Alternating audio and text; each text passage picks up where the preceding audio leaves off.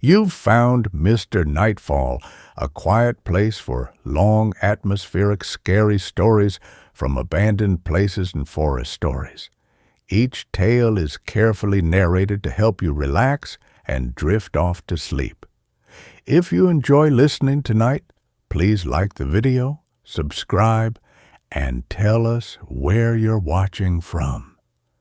Get cozy, clear your mind, and let the night unfold. Story 1.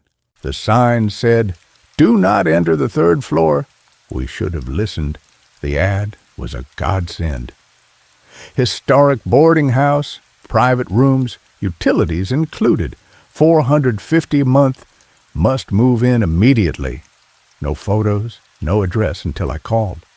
My name's Leo, and after the eviction notice taped to my door, thanks to the layoff and the landlord's sudden renovation fees, I'd have taken a cardboard box under a bridge. The woman on the phone, Mrs. Gable, spoke in a dry, papery whisper that crackled like dead leaves. "Quiet tenants only," she'd said. "No parties, no guests after 9, and absolutely no going to the third floor. It's sealed off. Structural issues." She hadn't explained why the rent was less than half the city average. I didn't ask. I showed up that afternoon with a duffel bag and a heart full of desperation. The house stood on the edge of the old industrial district, a hulking Victorian relic squeezed between a defunct auto shop and a chain-link fence topped with razor wire. 3 stories of peeling gray paint, sagging porches, and windows boarded with plywood. The only sign of life was a flickering neon vacancy sign in the downstairs window, buzzing like an angry hornet. Mrs. Gable met me at the door. She was ancient, bent nearly double, her skin the color of old parchment. Her eyes were milky with cataracts, yet they fixed on me with unnerving precision. She didn't smile, didn't offer a hand, just jangled a set of tarnished keys and led me inside. The first floor smelled of lemon polish and dust. Faded floral wallpaper peeled at the seams. A narrow hallway led past closed doors, each labeled with a tenant's name in careful script: Mr. Henderson, Mrs. Larson, Miss Thompson. At the end of the hall, a staircase ascended into shadow. Beside it, tacked crookedly to the wall, was the sign. Hand-painted on a slab of warped plywood, the letters were chipped and stained. "Do not enter the third floor.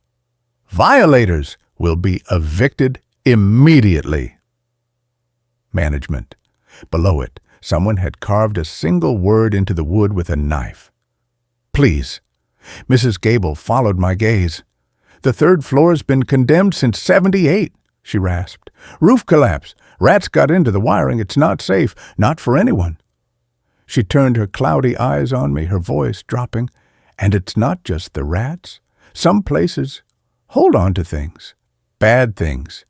You respect the rules, Leo, and you'll be fine." She showed me my room, a tiny space on the second floor with a narrow bed, a dresser missing a drawer, and a window overlooking the alley. The rent was due in cash every Monday. No deposit, no lease. "Quiet hours start at 9, she added, shuffling away. "The walls are thin. You'll hear everything." The first night was silence, not peaceful quiet. The thick, watchful silence of a held breath. I lay on the lumpy mattress, listening to the house settle. Floorboards groaned, pipes shuddered in the walls, but beneath it, a deeper sound, a low, rhythmic thumping, like a fist slowly pounding on wood. It came from above, from the third floor. I told myself it was the wind rattling loose boards. By the third night, the thumping had a pattern.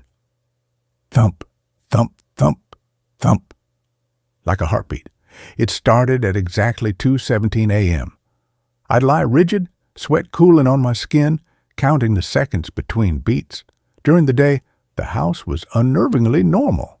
Mr. Henderson, a retired librarian with trembling hands, nodded at me in the hallway. Mrs. Larson, a stout woman who smelled of lavender and mothballs, left casseroles outside my door. They never spoke of the third floor. They wouldn't even look at the staircase. When I mentioned the thumping, Mr. Henderson's smile froze. "Old houses make noises, son," he said too brightly. "Just ignore it." But his knuckles were white on his cane. Then I met Maya. She moved into the room across the hall, a bright-eyed artist with paint-splattered jeans and a laugh that cut through the house's gloom. She'd been evicted, too. "Landlord said my murals lowered property values," she scoffed, unpacking canvases covered in swirling galaxies. That first week, we'd sit on the back steps sharing cheap wine, laughing about the quirks of Mrs. Gable and the way Mr. Henderson jumped at his own shadow. I didn't tell her about the thumping, not yet, until Saturday night. We were tipsy on sangria, sprawled on my bed listening to music, when the thumping started, louder than ever. Thump, thump, thump, thump. The rhythm vibrated through the floorboards, rattling the window pane. Maya sat up, frowning. "What is that?" I hesitated. "Probably just the pipes. This place is falling apart." "It sounds like it's right above us." She stood, walking to the door.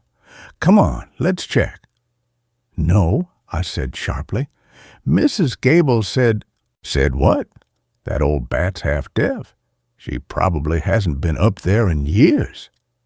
Maya grabbed my hand, pulling me toward the hallway. Her touch was warm, alive. "Don't be scared, Leo. It's just a floor." The second-floor hallway was dim, lit by a single bare bulb, flickering like a dying firefly. The staircase to the third floor loomed at the end, steep and narrow, carpeted in threadbare red fabric. The "Do Not Enter" sign hung crookedly beside the banister, the carved "Please" catching the weak light. Maya didn't hesitate. She took the first step. The wood groaned under her weight. "Maya, wait." I grabbed her arm. "Serious. Mrs. Gable said it's dangerous. Roof damage. We could fall through." She turned, her eyes glinting in the gloom. "Then we'll be careful." She squeezed my hand. "I've lived in squats with drug dealers, Leo. This is just a spooky old house. Come on." "For me?" The rational part of my brain screamed to stay put.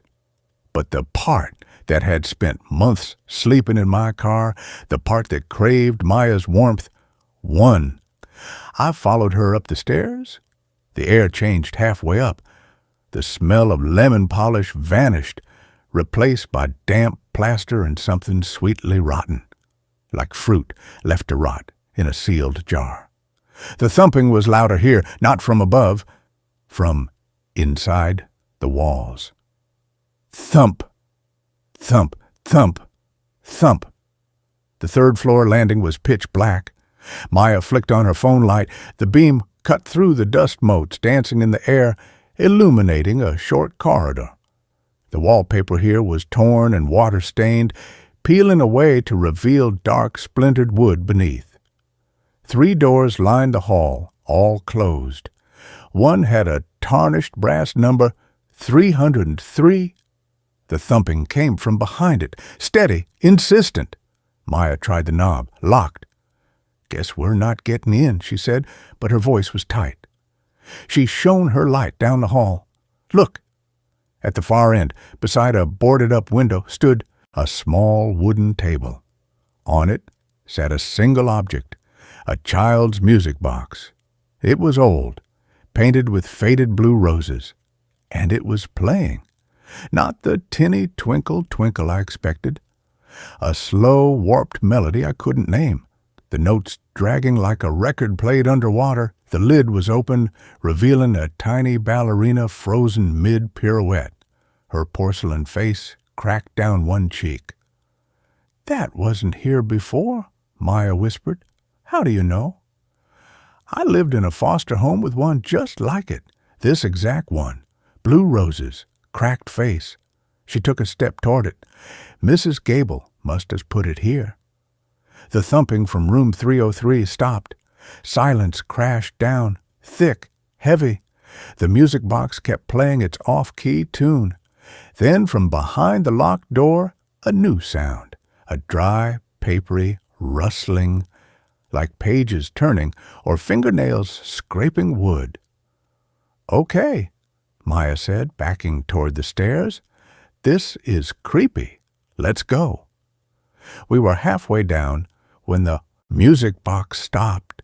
The sudden silence was worse than the noise. We froze on the stairs, breathing hard. Click! The lock on room 303 turned, not a key. The click of a thumb pressing down on a latch from the other side. The door opened slowly. Darkness yawned beyond the threshold. No light came from inside. Just cold, damp air smelling of mildew and that cloying rotten fruit scent. The rustling sound came again, closer now, deliberate. Maya grabbed my arm, her nails biting into my skin. "Run!" We fled down the stairs, stumbling into the second-floor hallway. I slammed the door shut behind us, fumbling for the deadbolt. It wouldn't catch. The lock was broken. I jammed a chair under the knob instead, my hand shaking.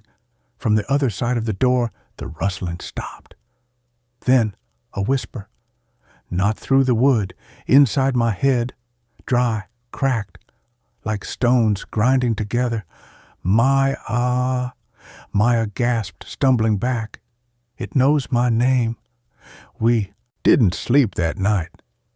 We sat on my bed with the lights blazing, jumping at every creak of the old house. When dawn bled gray light through the window, we went to Mrs. Gable's room. She wouldn't answer. We found her in the kitchen, stirring a pot of oatmeal, her back to us. "Mrs. Gable," Maya said, her voice trembling, "we went up to the 3rd floor last night. The door to 303 was unlocked. Something called my name." The old woman didn't turn around. Her spoon scraped the pot. "You should have listened to the sign," she said flatly. "What is up there?" I asked. She set the spoon down slowly, turned. Her milky eyes seemed to stare right through me. "In 1952, a little girl lived in room 303. Emily Shaw, 7 years old. She loved that music box. Her mother played it for her every night." Mrs. Gable's voice dropped to a rasp. "Emily got sick. Polio. They kept her up there, isolated. Said the fresh air would help. But the fresh air never came. The windows were nailed shut. She'd scream for hours, beg to go outside, play in the snow." She paused, wiping her hands on her apron. "One morning, they found her bed empty. The music box was open. The window was still nailed shut.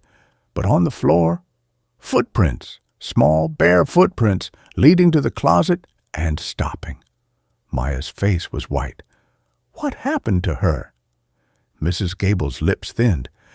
"They found her 3 days later, in the coal chute in the basement, frozen solid. The footprints, they'd gone right through the wall." She turned back to her oatmeal. "Emily doesn't like visitors. She doesn't like noise. She just wants quiet and company, the kind that stays." We moved Maya's things into my room that day. We kept the lights on. We played music loud enough to drown out the thumping, which started again at 2:17 a.m., louder now, shaking the floorboards. Maya cried silently in the dark, her body rigid against mine. "It whispers to me when I close my eyes," she admitted. "Says it's cold. Says it wants to hold my hand." Tuesday night, the power went out. Not just our room, the whole house. Mrs. Gable's emergency lanterns flickered to life in the hallway, casting long, leaping shadows. The thumping from above became a frantic bang, bang, bang, shaking dust from the ceiling. "Stay here," I told Maya, grabbing the heavy flashlight I'd bought that afternoon. "I'll check the breaker box." The hallway was a tunnel of shifting shadows. The stairs to the third floor beckoned like a throat. I could feel the cold air leaking from the landing. The banging stopped. Silence. Then the music box started playing from upstairs. That same slow, warped melody. I shouldn't have gone up, but I had to know. Had to prove it was just rats, or the wind, or my own fraying mind. The third-floor landing was colder. My breath plumed in the flashlight beam. The door to 303 stood open. Not just unlocked, inviting. The room beyond was empty. No furniture, no bed, just bare floorboards covered in thick dust, except for one spot. In the center of the room, the dust was scuffed. Clear footprints, small, barefoot, leading from the door to the far wall, where the wallpaper hung in tatters. I stepped inside. The air smelled of wet stone and old tears. My flashlight beam caught something on the wall, not mold, writing, scrawled in what looked like charcoal, but darker, redder. "I'm cold. Hold my hand. Play with me." Beneath it, a child's drawing. Stick figures. 2 girls holding hands under a lopsided sun. One figure had a smile.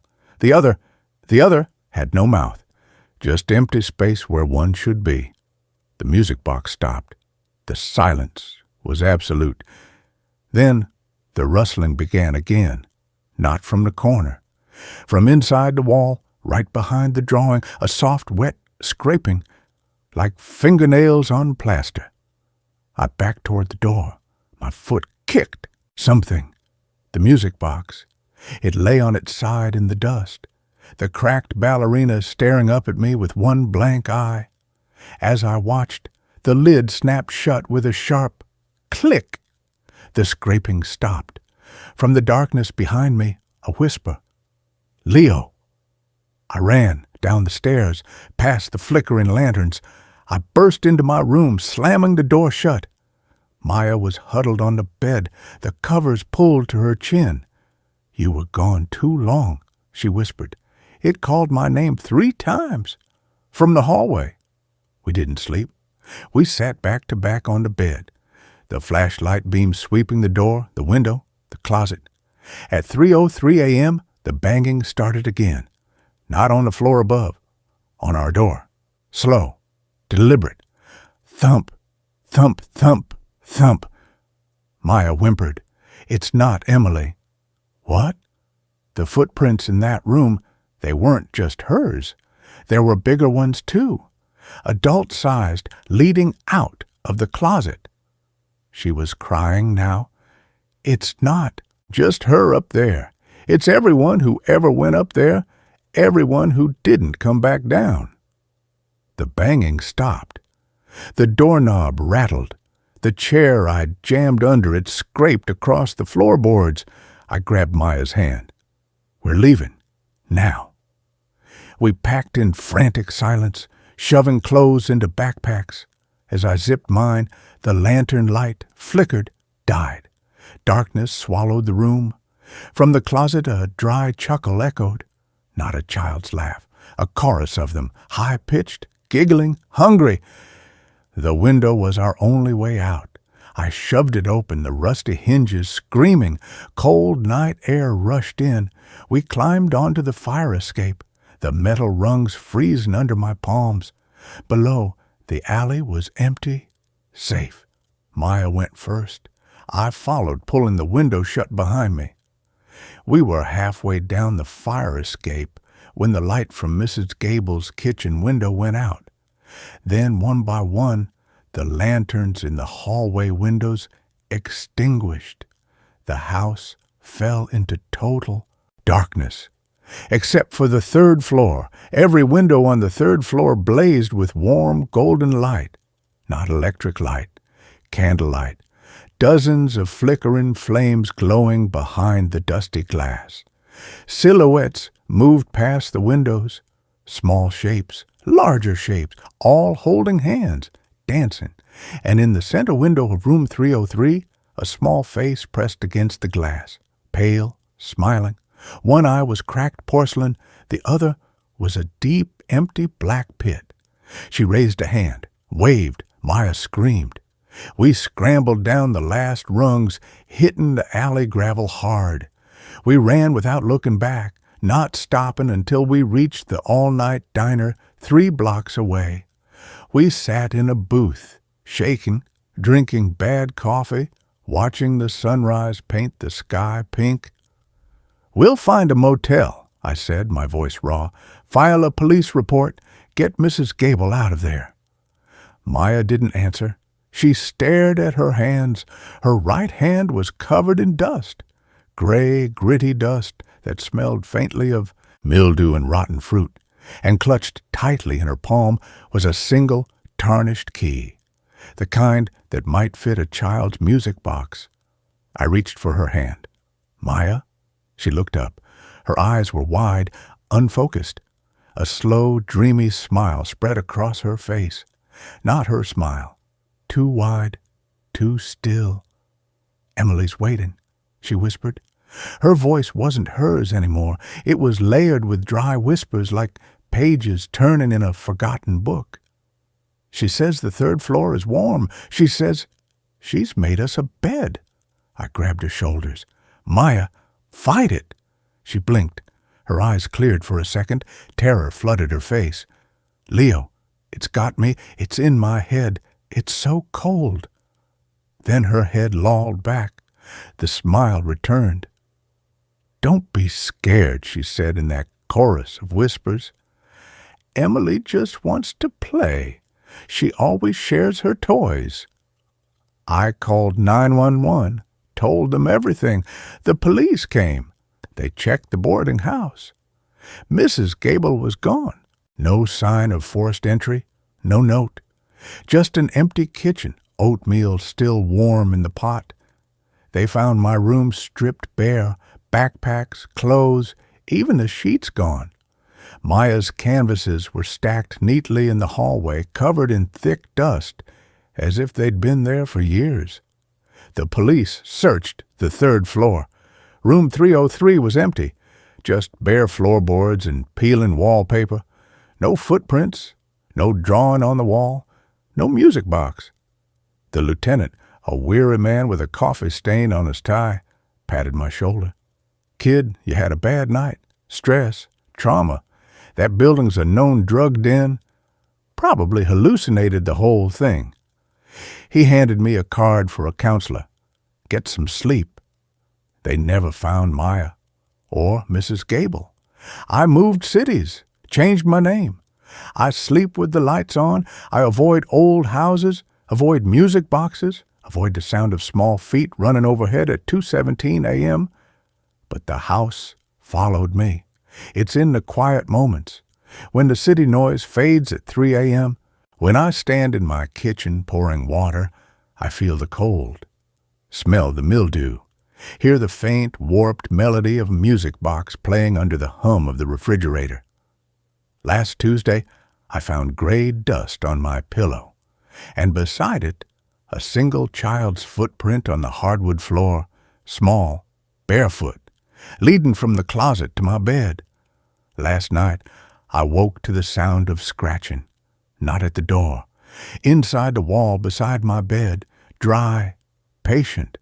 Scritch, scritch, scritch. I turned on the light. The wallpaper was intact, but in the corner, where the wall met the ceiling, a patch of plaster had crumbled away. Through the hole, 2 points of darkness stared back. Not eyes, just voids, and beneath them, written in the dust on the floorboards, in a child's shaky hand, "We saved your bed." I packed a suitcase, drove all night, Checked into a motel on the edge of town, room 303. I didn't think. Just needed walls between me and that house. The motel is quiet. Too quiet. No traffic hum. No voices through thin walls. Just the steady drip, drip, drip of a leaky faucet in the bathroom. And beneath it, a new sound. Faint, rhythmic, thump, thump, thump, thump. I sit on the edge of the bed staring at the ceiling. The air smells of lemon polish and something sweetly rotten. The faucet stops dripping.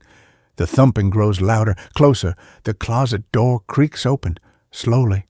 Darkness spills out, and in the gloom, a small hand reaches through the gap. Small, pale, dusty. It holds out a tarnished key. A dry whisper slips through the crack, not in my ears, but in the hollow of my chest. "Come play, Leo. Emily's waiting. She says you'll keep her warm." I don't move. I don't run. The ache in my bones isn't fear anymore. It's a deep, ancient cold. The cold of a room with nailed-shut windows. The cold of a coal chute in winter. The cold of being forgotten. The hand beckons. The key glints in the streetlight filtering. Through the window, I know what waits in that closet. Not death. Worse, belonging. An end to the loneliness, to the running, to the empty rooms of my life. I stand up. My legs don't shake. The cold feels like home. I take the key. It's warm in my palm. Alive. The closet isn't a closet anymore. It's a narrow staircase, red carpet, peeling wallpaper. The sign hangs crookedly at the top. Do not enter the 3rd floor. Beneath it, fresh scratches in the wood. Welcome. I climb. The air grows colder. The rotten fruit smell thickens. The thumping is a heartbeat now. My heartbeat. At the top, room 303's door stands open. Warm candlelight spills into the hall. Silhouettes dance on the walls, tall and small, hand in hand. A child's laughter bubbles up, bright and sharp. And beneath it, Maya's voice, soft and warm. "He's here, Emily. I told you he'd come." I step inside. The room is no longer empty.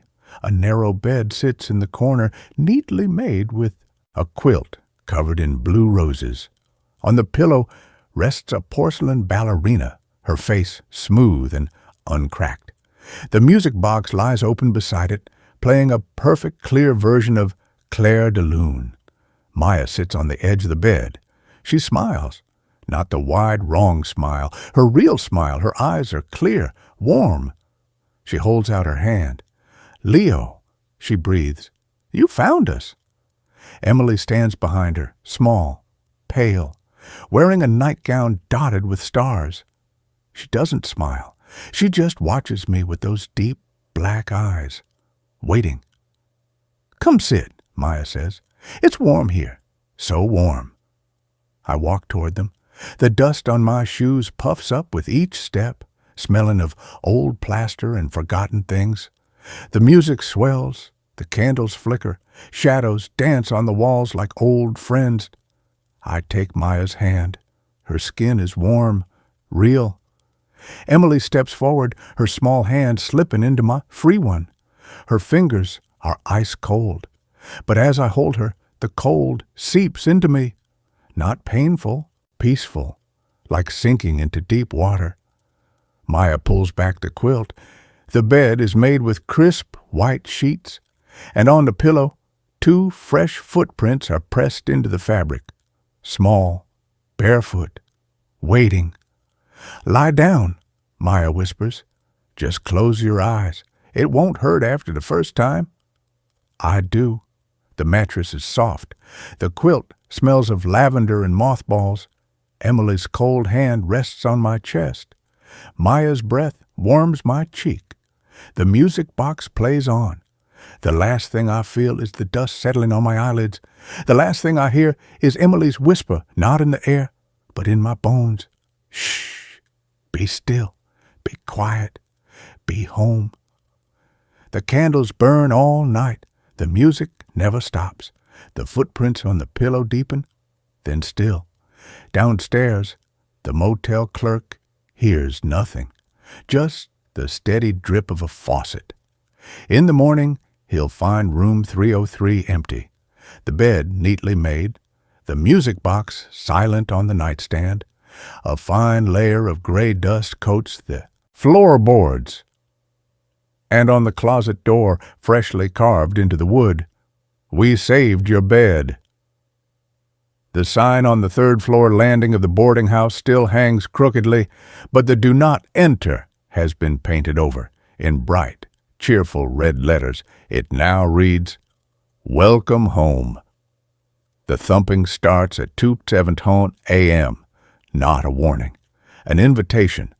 The dust on the stairs puffs up around small bare feet as new silhouettes join the dance in the candlelight, waiting for the next lost soul to climb the stairs, to open the door, to finally be warm.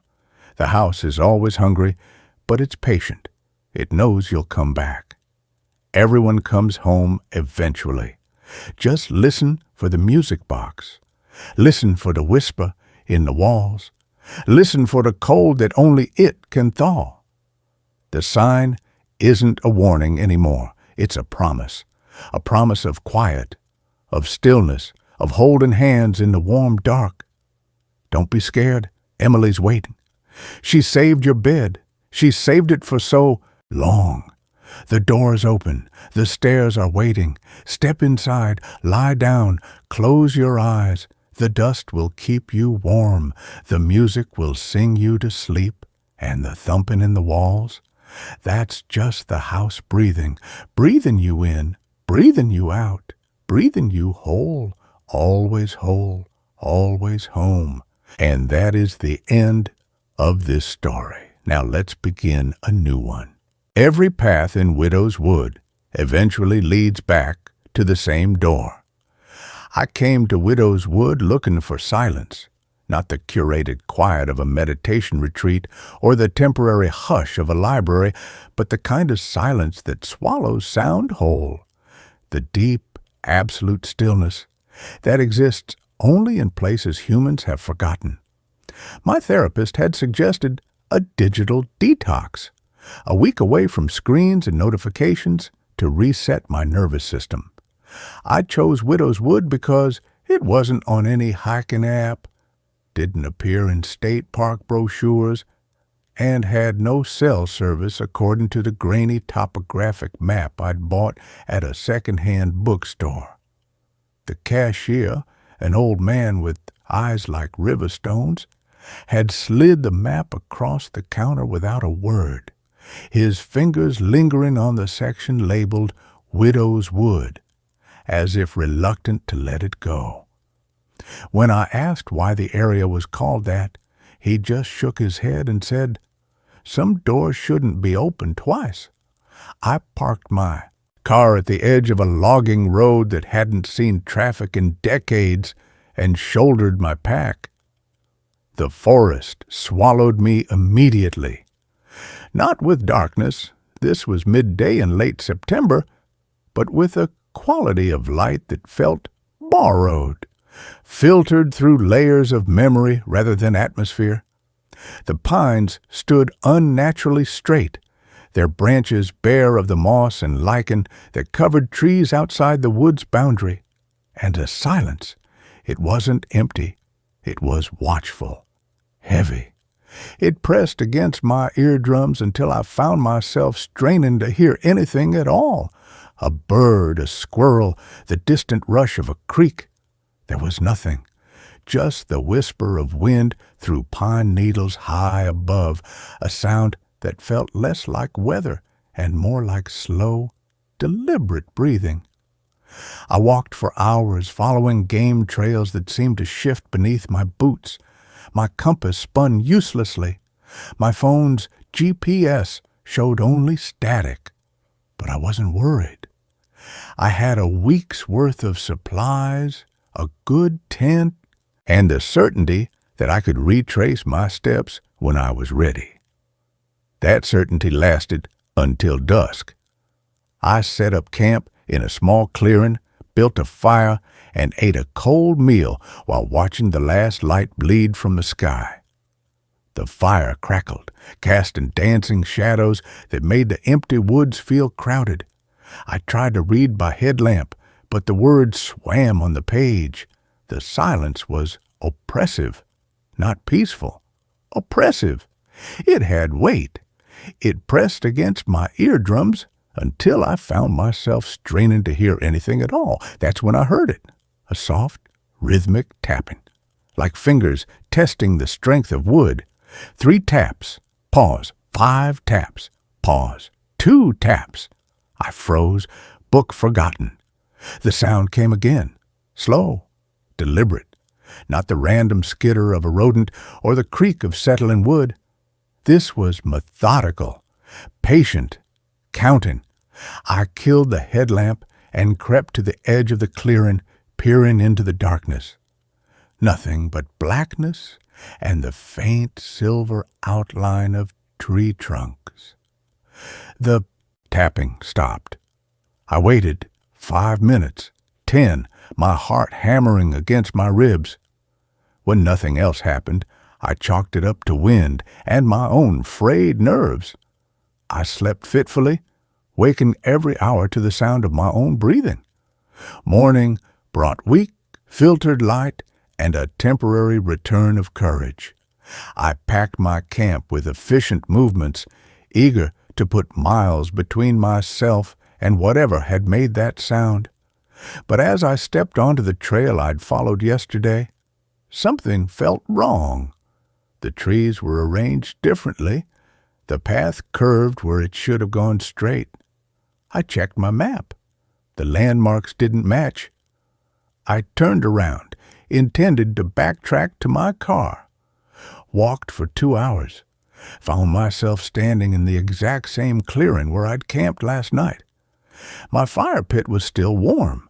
My discarded meal wrapper lay exactly where I'd left it. Panic fluttered in my chest. I tried again, this time marking trees with bright orange trail tape. I walked due east, or what I thought was east, for 3 hours, my arms bleeding from thorns, my throat raw. When I stopped to check my progress, I saw it, my orange tape fluttering from a pine directly ahead. I'd returned to the same spot without ever turning. That's when I saw the door. It stood between 2 ancient pines at the edge of the clearing where no structure had been yesterday, not a cabin door, not a shed, just a single wooden door, 7 feet tall, bound in iron bands, blackened by age. It hung in empty air, supported by nothing, leading nowhere. The wood was dark, almost black, carved with symbols that hurt to look at directly, as if the lines shifted when not observed, and in its center a brass knob gleamed dully in the weak light. I should have run, should have torn through the underbrush in any direction, desperate to escape this impossible geometry. But exhaustion had seeped into my bones, a deep cellular weariness I hadn't felt since childhood nights, when fever dreams blurred the line between waking and sleeping, and beneath the fear something else stirred, a terrible, seductive longing to stop walking, to stop being lost, to find the source of the silence. I walked toward the door. The tapping started again as I approached. 3 taps, pause, 5 taps, pause, 2 taps. But this time it came from the other side of the door, not threatening, not impatient, inviting. I reached for the knob. It was cold, smooth, turned easily in my hand. The door opened inward with a sigh of stale air carrying the scent of damp earth and something faintly sweet, like rotting lilies left too long in a sealed room. Beyond wasn't darkness, not emptiness. A hallway stretched before me, lit by sourceless golden light that revealed every detail with impossible clarity. The walls were paneled in dark wood, the floor covered in a runner of faded crimson carpet. Portraits lined the walls, dozens of them, all of women in clothing from another century. Their faces were beautiful, but sorrowful, their eyes following me as I passed. At the end of the hall, another door stood slightly ajar, golden light spilling from beneath its threshold. I stepped inside. The door swung shut behind me with a soft click. No handle on this side, no way back. But I didn't want to go back. The silence here wasn't oppressive. It was welcoming, like coming home after a long journey. I walked down the hall. The portraits whispered as I passed, not words, but the shape of breath forming syllables that dissolved before they could be understood. One phrase repeated over and over, not in my ears, but in my mind. "You've been walking so long." The second door opened into a parlor frozen in 1890. A fireplace dominated one wall, cold ashes in the hearth. Furniture sat under yellowed sheets. A tea table held cups still half full of liquid long since evaporated, leaving only dark rings in the porcelain. And standing by the window, her back to me, was a woman in a black mourning dress. Her hair was pulled back in a severe bun, her shoulders narrow beneath the heavy fabric. "You're not the first to find a door," she said without turning. Her voice was soft as falling leaves. "But you might be the last." I couldn't speak. My throat had closed tight. She turned slowly. Her face was beautiful but worn, her eyes holding centuries of sorrow. They call this place Widow's Wood because every soul who enters leaves something behind. A memory, a name, a piece of their heart. The forest collects these losses like treasures, weaves them into its roots, becomes stronger with each grief it absorbs. "Who are you?" I managed to whisper. "I was the first widow," she said, a sad smile touching her lips. "My husband vanished in these woods in 1843. I searched for him for 40 years, followed every path, marked every tree, always ended up back at this door. One day I stopped fighting it, stepped through, and found him waiting on the other side." She gestured to the far wall. A portrait hung there, of a man in a work shirt, his face kind but weary. His eyes were the same as the woman's, deep pools of endless sorrow. "He's not really him," she said, following my gaze. "Just the forest wearing his shape, offering me the comfort I craved, and I accepted, because the alternative, walking forever in circles, never finding peace, was worse than becoming part of the wood." She stepped closer, her hand outstretched. "The door appears to those who are lost, not just in the woods, in life, in themselves. It offers rest, an end to wandering. All you have to do is stay." Behind her, the window wasn't glass. It was a perfect mirror, and in its reflection, I saw what I hadn't seen before. The parlor wasn't empty. Dozens of women sat in the chairs, stood by the walls, knelt by the fireplace, all in black mourning dresses from different eras. Their faces were peaceful, their hands folded in their laps, and among them other shapes. Taller, thinner things with limbs that bent in too many places, their faces smooth and dark as river stones. They weren't threatening the women. They were tending to them, covering them with blankets woven from moss and vine, brushing hair from fevered brows with fingers that tapered into delicate twigs. "We don't hurt anyone," the widow said, following my gaze to the mirror. "We just incorporate. The forest gets lonely. It remembers what it was like to have voices, to have stories, so it keeps the ones who wander too deep. not as prisoners, as companions. She reached out and took my hand. Her skin was cool, slightly rough, like bark after rain, and in that touch I felt it, not malice, not hunger, but a profound, ancient sadness. The loneliness of something that had watched generations of humans build and abandon and forget, while it remained constant and unchanging. The forest didn't want to kill me. It wanted to keep me, to add my voice to its chorus, to have someone to watch over. "You can leave tomorrow if you want," she whispered, her thumb stroking my knuckles. "The paths will lead you out at dawn. But ask yourself this, out there, who watches over you? Who notices when you're afraid? Who offers you rest when your feet are bleeding from walking?" Tears streamed down my face, not from fear anymore, from recognition, from the terrible truth in her words.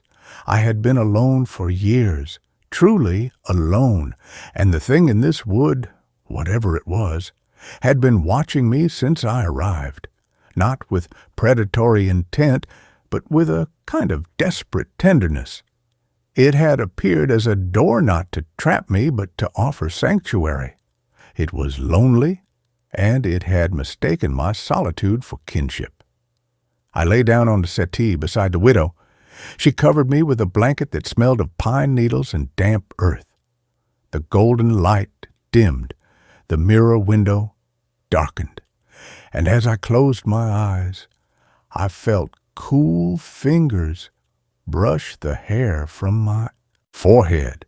Not the widow's fingers, something else, something older, and for the first time in years, I slept without dreaming. I woke at dawn to birdsong, real birdsong, chickadees and jays calling to one another in the canopy. Sunlight streamed through the window, which was once again just a window, grimy and cracked. The parlor was empty. The settee beside me undisturbed.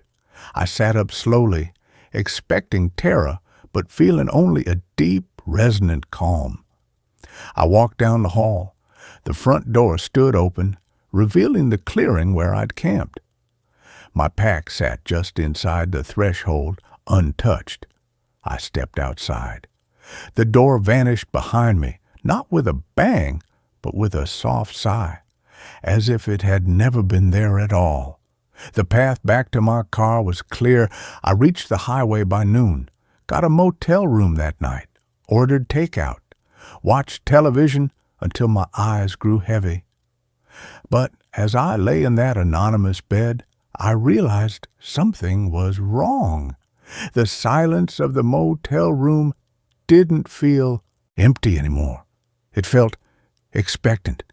And when I closed my eyes to sleep, I saw it, not in dreams, but in the darkness behind my eyelids, the door, standing between two pines in an empty field, waiting, because I understand now. You don't escape a place like Widow's Wood by leaving its paths. You escape by refusing its invitation, and I didn't refuse, I accepted, not with words, but with surrender, with the relief of being seen. The forest didn't follow me home. I brought it with me. It's in the silence between heartbeats, in the way shadows pool just a little too deeply in the corners of my apartment, in the faint, sweet smell of rotting lilies that appears sometimes when I'm alone, and at night, when I wake gasping from a nightmare, I'm never truly alone.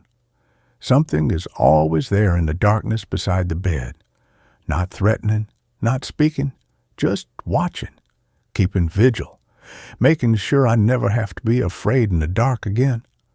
Last week, I saw a woman sitting alone in a cafe, staring into her coffee with the hollow eyes of someone who has been walking too long. I almost called out to her, almost told her about a door that appears when you're truly lost, about a place where someone would always be waiting to offer you rest. I didn't say anything, But that night, I drew a map on a napkin. Just lines at first. A road branching off a highway, a wood with no name, a door standing between two pines. My hand moved without my conscious direction, the pen tracing shapes I'd never seen, but somehow knew by heart. When I finished, I folded the napkin and put it in my pocket. I don't know who I'll give it to yet, but I know I will, because the forest gets lonely, and it has taught me how to listen for the lost ones. Every path in Widow's Wood eventually leads back to the same door, not because the wood is cruel, but because some souls aren't meant to walk alone, and the door is always waiting to welcome them home. And with that, this story is over. Now, a new story begins. I accepted a contract to restore a remote mountain monastery. The damage to the walls is coming from the inside. I am a master mason. It is a dying trade, I know. In a world of poured concrete, steel girders, and 3D printed prefabs, there aren't many of us left who know how to read the grain of limestone, how to mix lime mortar that can breathe with the seasons, or how to chisel a flying buttress so that it holds the weight of a roof for 1,000 years. I spent the last decade restoring Gothic revivals in New England and patching up crumbling aqueducts in Italy. I like the stone. Stone is honest. It doesn't lie to you.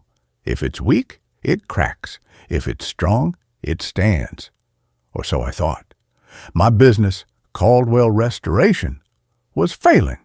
The contracts were drying up, and my debts were mounting. So when the letter arrived by courier, heavy cream paper, wax seal, the whole archaic 9 yards, I didn't throw it out. The offer was from a law firm in Zurich representing a private trust, the Order of St. Valerius. They needed a restoration specialist for a monastery located in the high Alps near the Austrian border. The pay was exorbitant, enough to clear my debts, buy a new house, and retire. The job description was vague: structural reinforcement of the primary sanctuary, repair of water damage, stabilization of the crypts. I took the job. I packed my tools, my chisels, my mallets, my pointers, and my trowels, and flew to Zurich. A helicopter took me the rest of the way. The pilot, a man named Hans who chewed unlit cigars, didn't talk much. We flew over peaks that looked like jagged teeth biting into the gray sky. The air grew thinner, the snow grew deeper. When the monastery finally came into view, my breath caught in my throat. It wasn't built on the mountain. It was carved out of it. It was a massive, brooding structure of black basalt, merging seamlessly with the cliff face. It looked less like a place of worship and more like a fortress or prison. There were no roads leading to it, just a helipad on a jutting spur of rock. "I pick you up in 3 months," Hans shouted over the rotor wash as I unloaded my crates. "Radio if you die." "If I die?" I yelled back. He didn't smile. He just banked the chopper and dropped into the valley, leaving me in a silence so profound it made my ears ring. I was met at the massive iron doors by the caretaker, Father Thomas. He was the only person there. He was a small, bird-like man in a tattered cassock, his hand shaking constantly as if vibrating with a low-voltage current. "Mr. Caldwell," he whispered, "you're here. Good. The walls are thirsty." I ignored the odd comment. Religious types often spoke in metaphors. "I'm here to work, Father. Show me the damage." He led me inside. The interior was freezing. The air smelled of incense, ozone, and something metallic like copper coins. There were no pews in the sanctuary, just a vast, empty floor of polished obsidian. The stained glass windows were blocked up with heavy stone slabs, letting in zero light. The only illumination came from flickering electric sconces spaced 50 feet apart. "The damage is in the apse," Father Thomas said, leading me toward the front of the church. "And the crypts?" We reached the main altar. Behind it, the great curved wall of the apse rose 50 feet to the vaulted ceiling. I shone my flashlight on the wall. I have seen structural damage. I have seen walls blown out by cannons, crumbled by earthquakes, and rotted by water. This was different. The stone blocks, massive 2-ton blocks of granite, were pushed outward. From the outside, the wall looked solid. But here, from the inside, the blocks were bulging into the sanctuary. The mortar was pulverized, dusting the floor in white powder. "It looks like the mountain is shifting," I said, running my hand over a crack that was 3 inches wide. "Pressure from the rock face behind it." "No," Father Thomas said softly. "There is no mountain behind this wall. There is a void." "The reliquary?" "A void? Then what pushed the stones in?" He looked at me with watery, terrified eyes. "Nothing pushed them in, Mr. Caldwell. Something is pushing them out." He turned and walked away. "I stay in the bell tower. The rectory is yours. Do not go into the crypts after sunset, and do not listen to the choir." "What choir? You're the only one here." He didn't answer. I spent the first week setting up scaffolding. It was grueling work. The air was thin, and I tired easily. I set up my lights, my mixing station, and my winch. I started examining the masonry in detail. The craftsmanship was ancient, easily 12th century. But the mortar was strange. It was pinkish. I took a sample and analyzed it under my field microscope. It wasn't lime and sand. It was lime and bone, crushed bone, and something that looked like dried blood. "Binding agents," I muttered to myself. "Old superstition makes the wall holy." I started removing the damaged mortar. My plan was to inject an epoxy resin to stabilize the blocks, then repoint them with a modern high-strength mix. On the 4th day, I found the first anomaly. I was 20 feet up on the scaffold, chiseling out a joint between 2 massive blocks. My chisel hit something soft. Usually, when you hit a void in mortar, it feels hollow. This felt squishy. I pulled the chisel out. The tip was coated in a thick black fluid. It looked like tar, but it smelled like spoiled meat. I shone my light into the crack. Deep inside the wall, in the space between the stones, something was moving. It looked like hair. Thick, black, wet strands of hair matted together, shifting sluggishly in the draft. I recoiled, nearly falling off the scaffold. "Rats," I told myself, "a nest." I sprayed a can of expanding foam into the crack. "That'll hold you." That night, I slept in the rectory. It was a stone building adjacent to the main church. I had a small cot, a hot plate, and a bottle of whiskey. At 2 a.m., I woke up. I heard singing. It was coming from the sanctuary. It was a Gregorian chant, low, polyphonic, beautiful. A dozen male voices harmonizing in perfect Latin. Agmenus, Corpus, Dominus, Silentium. I sat up. Father Thomas must have put on a record, or maybe he had guests. I put on my boots and walked across the courtyard to the church. The snow was falling heavily, muffling my footsteps. The great iron doors were unlocked. I pushed one open, just a crack. The sanctuary was dark, save for my work lights illuminating the scaffolding in the distance. The singing was louder here. It vibrated in my chest. I looked around. Father Thomas?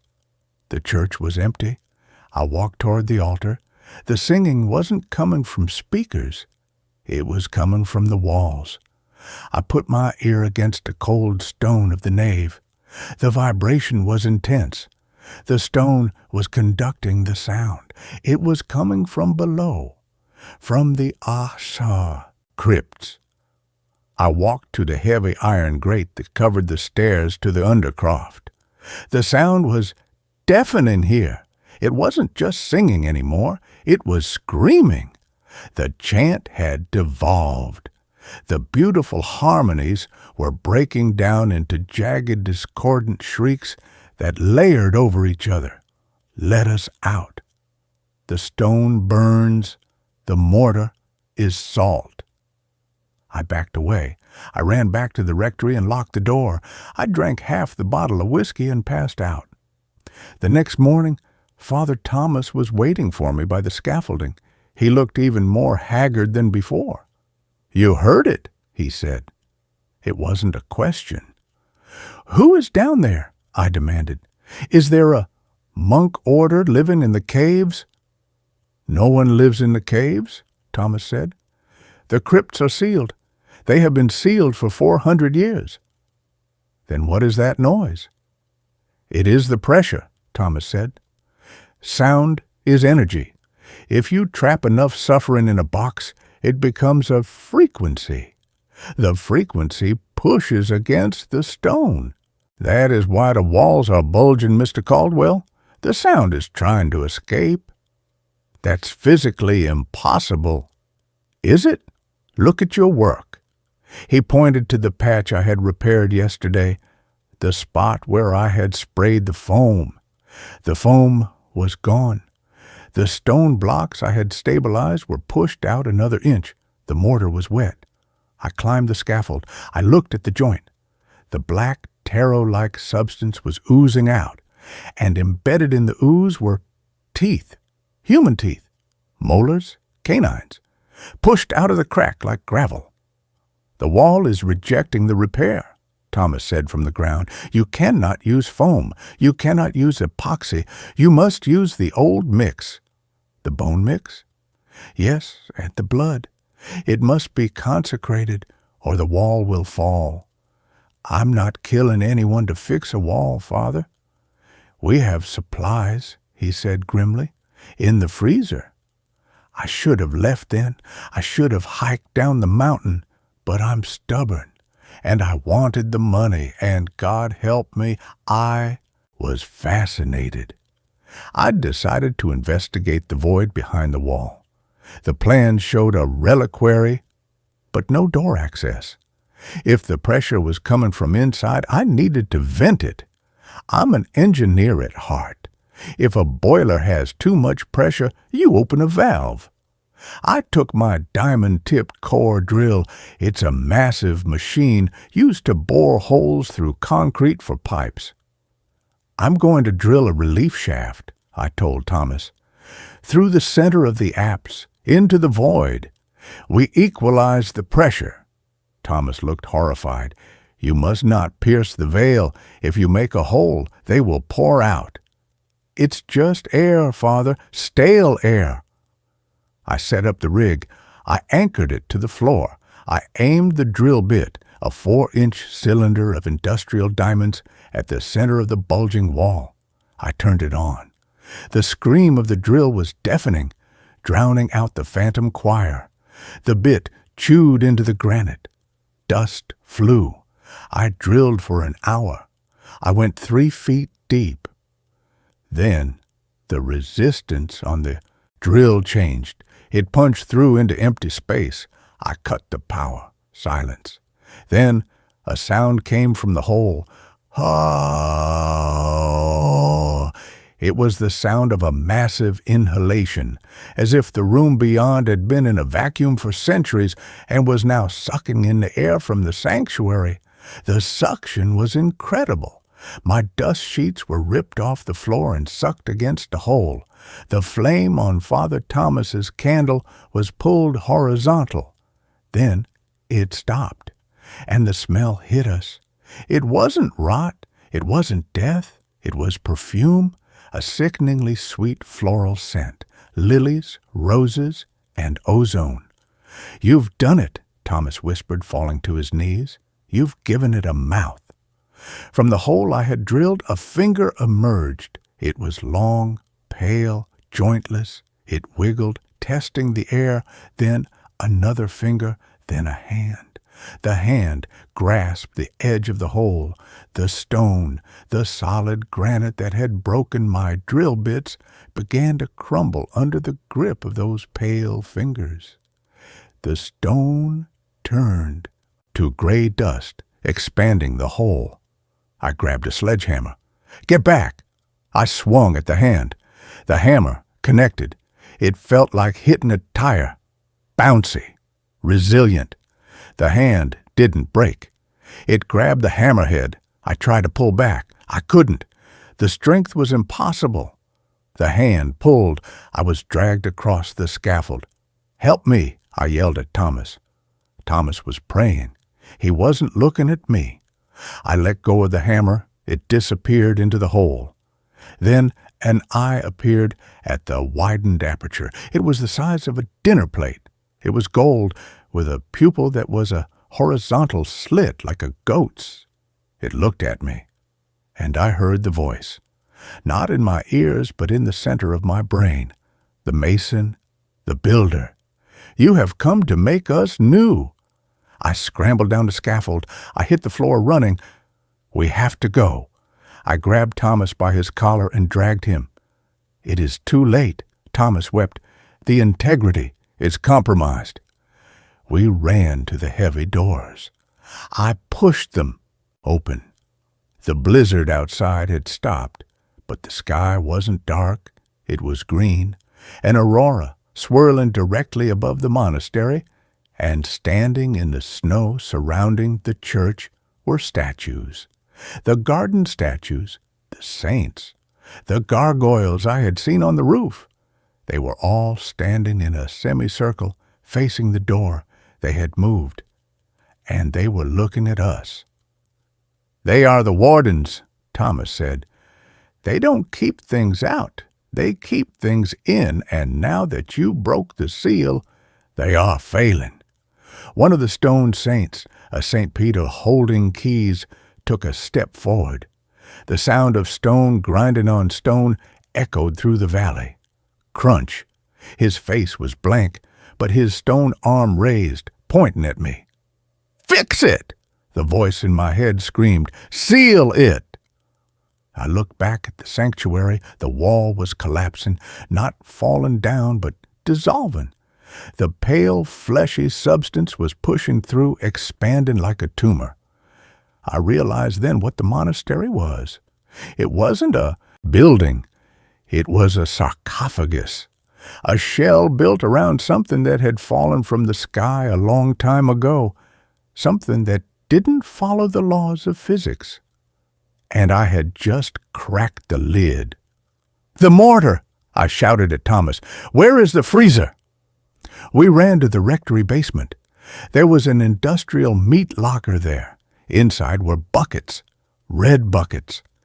I didn't ask where they came from. I grabbed two. We ran back to the church. The entity had pushed halfway into the sanctuary. It was a mass of pale, writhing limbs and golden eyes. It was singing now. The choir was coming from its many mouths. Gloria in excelsis Deo. It was mocking us. I climbed the scaffold. The creature swiped at me with a tentacle made of what looked like human intestines. I dodged. I reached the hole. The creature was squeezing through it. I needed to plug it. I poured the bucket of blood mortar into the mixing trough I had left on the platform. I grabbed my trowel. I didn't have stone blocks. I had nothing to plug the hole with. "Thomas," I yelled, "I need aggregate. I need rocks." There were no rocks on the scaffold. Thomas looked up at me. He looked at the creature. He looked at the statues closing in on the doors. "Aggregate," he whispered. He climbed the ladder. He stood next to me. "I am the keeper," he said. "I am the stone." Before I could stop him, he stepped off the platform. He didn't jump to the floor. He jumped into the hole, into the mass of writhing flesh. The creature shrieked. It recoiled. It didn't like the taste of him. For a second, it pulled back into the void. I didn't hesitate. It was instinct, masonry instinct. I shoveled the blood mortar into the hole, packing it in over Thomas's body. I packed it tight. I grabbed a loose stone block from the repair pile and slammed it into the wet mix. I channeled every ounce of strength I had. I sealed it. The screaming stopped. The singing stopped. The mortar set instantly. It hissed, turning from red to gray in seconds. I fell back onto the scaffold, gasping for air. The wall was silent. I climbed down. I walked to the doors. The statues were gone. They were back on their pedestals in the garden, back on the roof. I was alone. I spent the next 2 months finishing the job. I used the mix from the freezer. I didn't think about what it was. I just worked. I reinforced every crack. I sealed every joint. When the helicopter came back, I was 10 pounds lighter, and my hair had turned white. Hans landed the chopper. "You look like hell," he said. "Where is the priest?" "He retired," I said. "He's part of the foundation now." We flew away. I looked back at the monastery. It looked solid, impenetrable. But as we banked over the ridge, I saw something. On the roof of the church, the gargoyles. There were 12 of them when I arrived. Now there were 13. The new one was small, bird-like. It was wearing a tattered cassock carved from stone. And it was looking up at the helicopter. It was screaming. I got paid. I retired. I live in a house made of wood now, by the sea. But sometimes, when the wind is right, I can hear it in the timber, the singing, and I know that stone doesn't last forever. Even granite erodes. Someday the mortar will crumble, and the choir will sing again. And that ends this story. A new one starts now. I discovered an abandoned cabin with food, still warm on the table. The compass died first, just spun lazily in its plastic case like a drunk trying to find north. Then the rain hit. A cold, relentless November downpour that turned the Pine Needle Trail into a slick, sucking bog. I'd ignored the park ranger's warning at the trailhead kiosk. Black spruce wilderness, unmaintained trails, turn back after dark. But I needed the quiet, needed to outrun the hollow echo of my empty apartment after Sarah left. Stupid, arrogant. Now soaked to the bone, shivering under a flimsy emergency blanket I'd ripped from my pack, I was utterly lost. The GPS on my dead phone showed only static. The map in my pocket was a pulp of wet paper.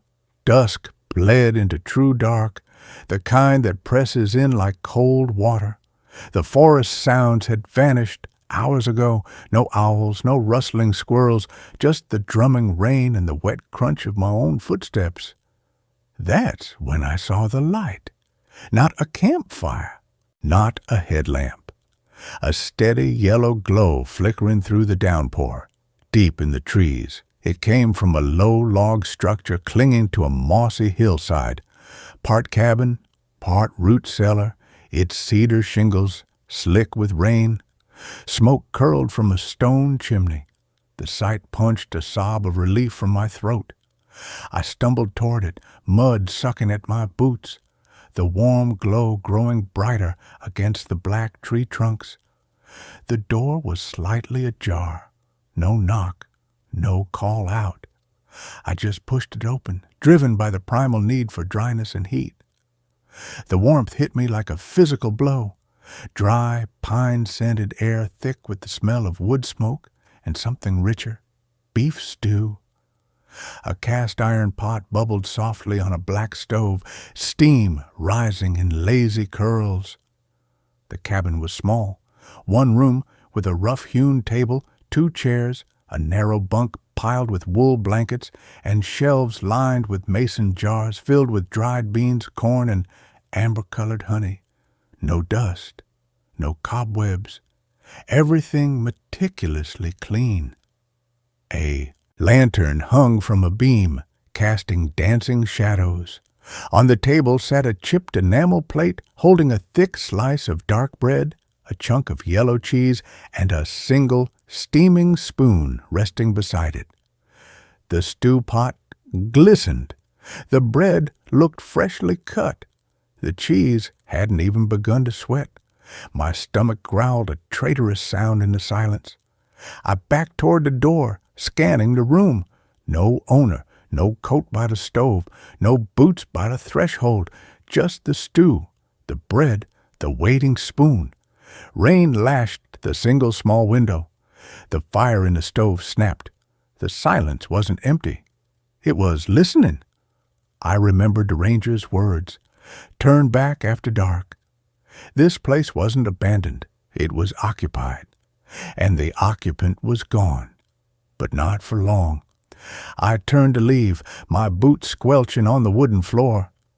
That's when I saw the footprints, leading from the door to the table, heavy boot prints deep in the mud tracked inside, fresh, and leading away from the table toward the bunk. But the prints didn't reach it. They stopped 3 feet short, as if whoever made them had simply vanished. The hair on my neck stood rigid. I stepped closer to the table, drawn despite myself. The spoon was warm when I touched it, not hot, body warm, like someone had just set it down. I lifted the lid off the stew pot. The steam carried the rich scent of thyme and root vegetables. It was perfect, perfectly seasoned, perfectly cooked, and perfectly, terrifyingly alive with heat. I dropped the lid with a clang that echoed into tiny space. The silence afterward was deeper, thicker. The rain seemed to hush outside. From the bunk, a soft creak, like old springs settling under weight. I froze. The bunk was empty. The blankets lay smooth and undisturbed, but the sound had come from there. Deliberate, warning. I backed toward the door again, my hand closing on the cold iron knob. The lantern light flickered wildly, not from a draft, but as if the flame itself recoiled. Shadows leapt on the walls, long, thin shapes that didn't match the furniture.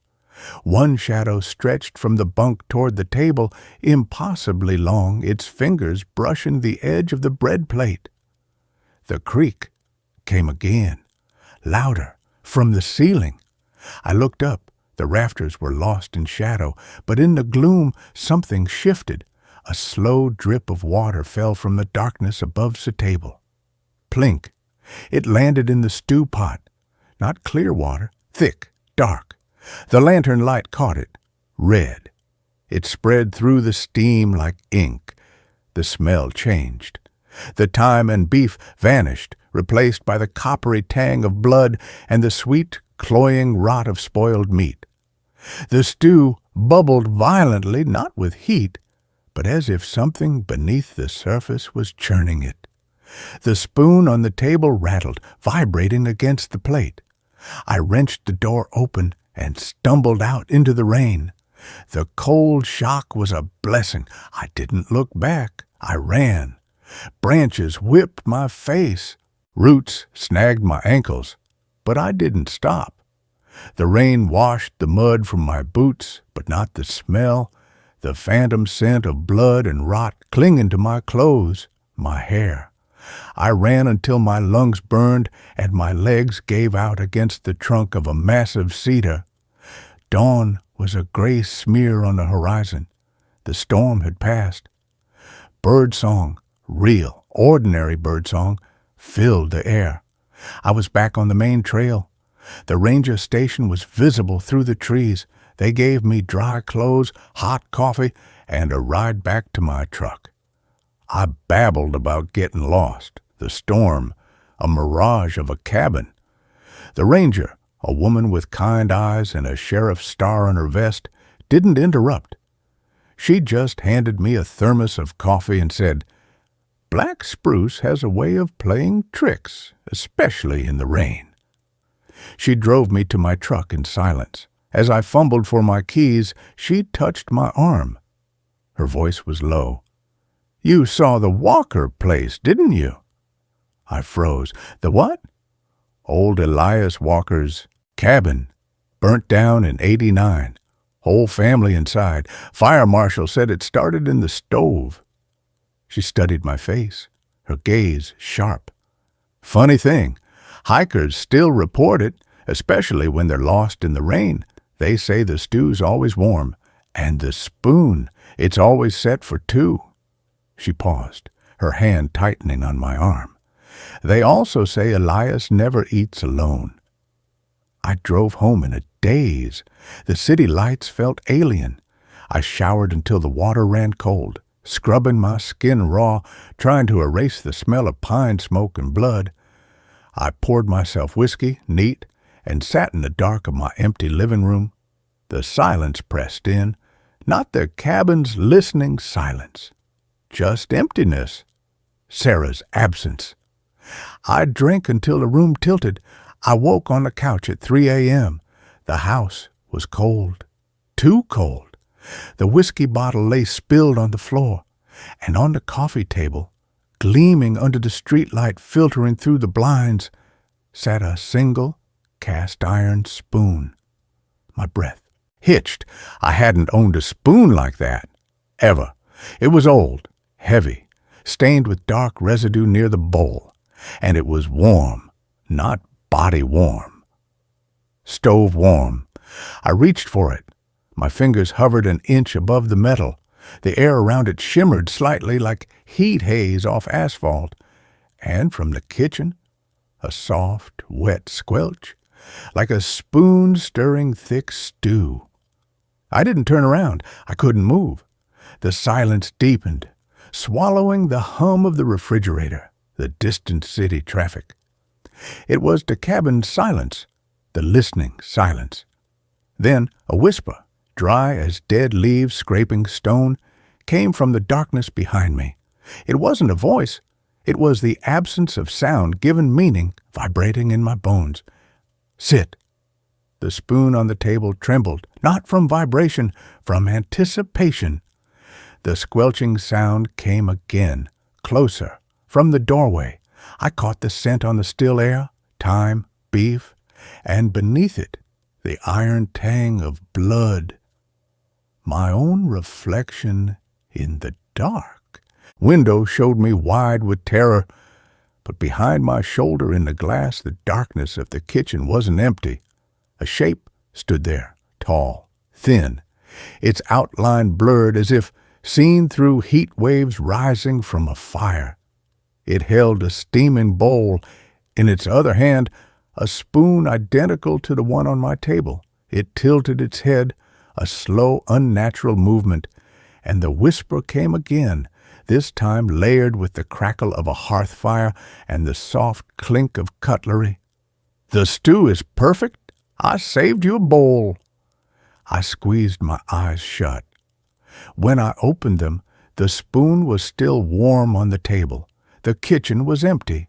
The front door was locked, the windows were closed, but the smell of thyme and blood clung to the air, and on the floor between the couch and the kitchen doorway, leading straight to where I sat, were 3 muddy footprints, heavy boot prints, deep, fresh.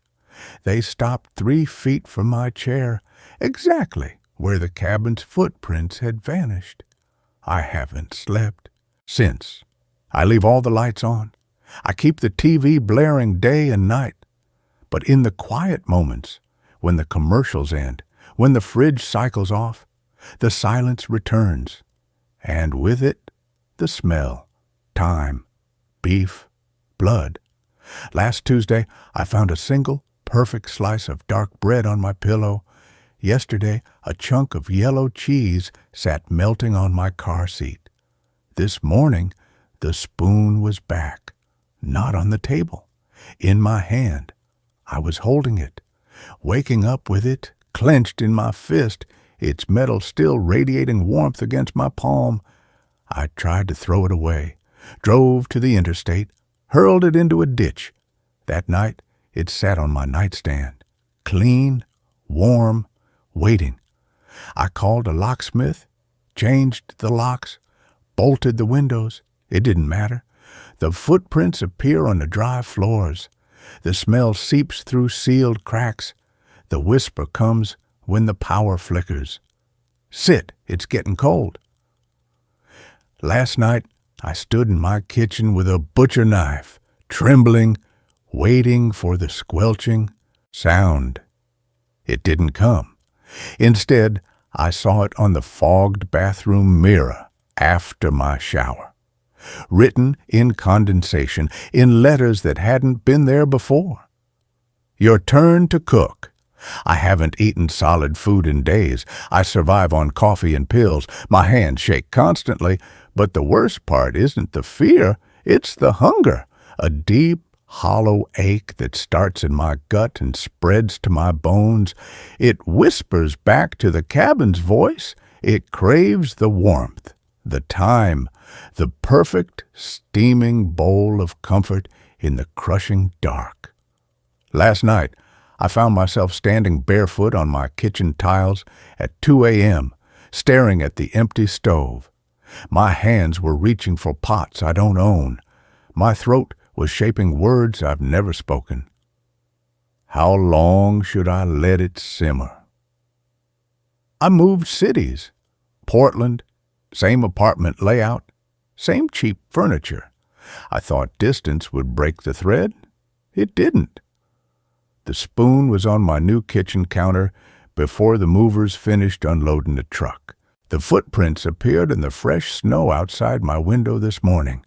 3 deep prints, stopping 3 feet from the glass. Last night, the whisper didn't come from the kitchen. It came from the phone. My dead phone, fully charged, screen glowing in the dark. No number, just static. Then that dry, scraping voice. The bread's fresh. Come home. It's almost ready. I know what home means now. The cabin isn't a place. It's a hunger. It lives in the space between lost and found. In the moment, a desperate person pushes open a door in the rain. It doesn't want to kill you. It wants to feed you, to keep you warm, to never let you leave that table again. Elias Walker didn't burn in that fire. He became it. He became the steam on the stew, the warmth of the spoon, the silence between heartbeats when the world goes quiet. I'm writing this at my new kitchen table. Dawn is breaking over Portland. Rain streaks the window. The city hums awake, normal, safe.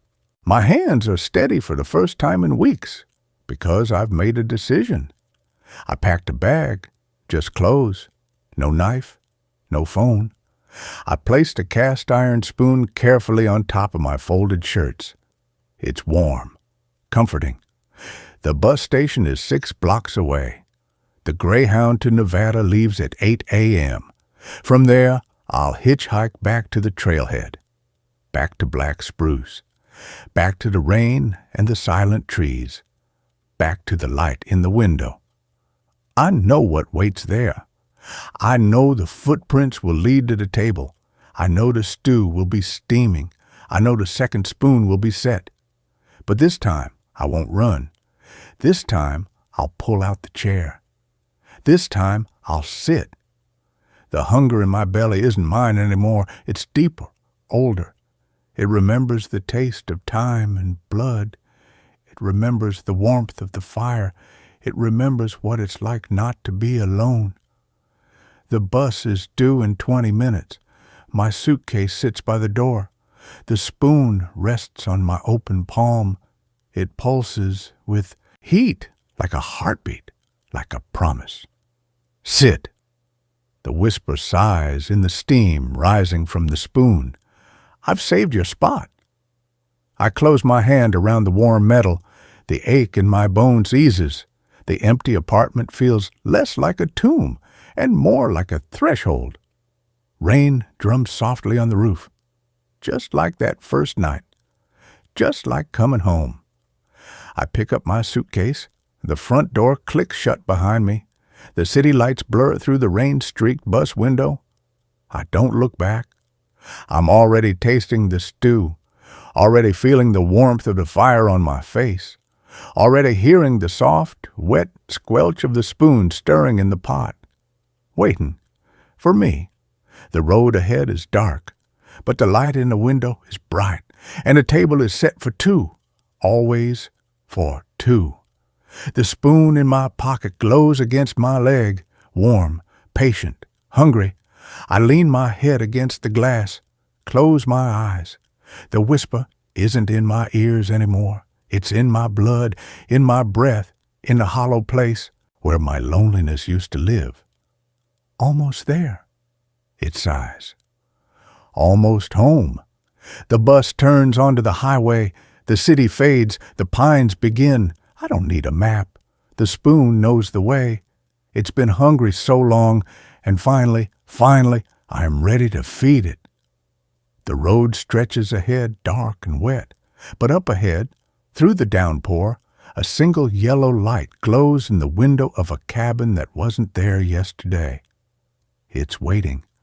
It's always been waiting, and this time, I won't turn back. I'll open the door. I'll sit at the table. I'll lift the spoon. The stew will be perfect, perfectly warm, perfectly seasoned, perfectly mine. The hunger is gone. Only peace remains. Deep, warm, endless peace. The spoon trembles in my hand, not from fear, from homecoming. The cabin's door is open. The fire is lit. The table is set. For me, always for me. And that's where this story ends. Let's move on to the next one. I took a high-paying job, watching over a warehouse of recovered deep-sea salvage, but the things inside the pressure tanks are beginning to wake up. I am writing this on a laptop that I stole from an internet cafe 3 towns over. I can't go back to my apartment. I can't go back to my car. I can't even go near a bathtub or a sink without having a panic attack. My skin feels tight, like it's being squeezed by invisible hands, and my ears won't stop popping. Pop, pop, pop. It sounds like bubble wrap snapping inside my skull. If you are in the Seattle area or anywhere near the coast and you see a job listing for Marine Preservation Security at the old shipyard in District 4, do not apply. I don't care if you're starving. I don't care if you have debts that are crushing you. The debt you will accrue in that warehouse is not financial. It is spiritual, and the interest rate is your sanity. My name is Mark. 2 weeks ago, I was a normal guy with bad luck. I had been laid off from my construction job due to a back injury. My unemployment benefits had run out, and my landlord was threatening to change the locks. I was desperate. I was browsing a physical job board at a community center because I couldn't afford data on my phone when I saw the flyer, Night Watchman, urgent hire, 35-hour, cash weekly, no experience needed, must not be claustrophobic. $35 an hour for a security gig was unheard of. I called the number immediately. A man answered. He sounded out of breath, like he had been running.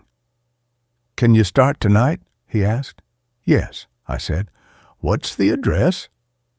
"Pier 19, Warehouse B. Come to the side door. Don't knock. Just flash your flashlight 3 times. I arrived at 9:00 p.m. The shipyard was a graveyard of rusted metal and rotting wood. Fog clung to the ground, thick and gray, smelling of salt and dead fish. Warehouse B was a massive corrugated metal structure that looked like a beached whale. It had no windows. I flashed my light. The heavy steel door creaked open. A man stepped out. He was wearing a yellow hazmat suit, the kind you see in movies about viral outbreaks. He had the hood down, revealing a face that was pale, sweaty, and twitching. "You Mark?" he asked. "Yeah. Why the suit?" "Humidity," he said. "It ruins your clothes. Come in." He led me inside. The moment the door closed, the sound of the city vanished. No seagulls, no traffic, just a low rhythmic thumping sound. Thump hiss, thump hiss. "Pumps," the man said. His name was Sterling. "They keep the pressure up. If the pumps stop, we die. Rule number 1. The warehouse was cavernous. It was filled with rows of massive cylindrical tanks. They were made of thick glass and reinforced steel, glowing with a faint, sickly green light. Each tank was hooked up to a network of pipes and hoses that ran along the ceiling like black intestines. "What is this place?" I asked. My voice echoed, sounding small and flat. "Salvage," Sterling said. He walked fast. "We recover things from the deep trenches, the Mariana, the Tonga, places sunlight hasn't touched in 1,000,000,000 years. We bring them up, but we have to keep them pressurized. If they depressurize too fast, they explode or change." He stopped at a small metal desk near the entrance. There was a bank of monitors, a coffee machine, and a red phone. "Your job is simple," Sterling said. "You sit here, you watch the monitors. You walk the floor once an hour. You check the gauges on the tanks. They need to stay between 8,000 and 10,000 psi. If a needle drops, you turn the valve to the right. If it spikes, you call me, but you won't need to call me. It's usually stable." "What's in the tanks?" I asked, looking at the nearest one. It was full of murky water. I could see shapes floating in it, jagged, dark shapes. Sterling looked at me. His eyes were bloodshot. "Don't look too close," he whispered. "That's rule number 2. Never put your face against the glass. The glass is thick, but it's not a wall. It's a lens. It magnifies." He handed me a clipboard and a ring of keys. "One last thing," he said, putting his hand on the door handle. "You might hear knocking or tapping. It's just the pipes expanding, the metal contracts in the cold.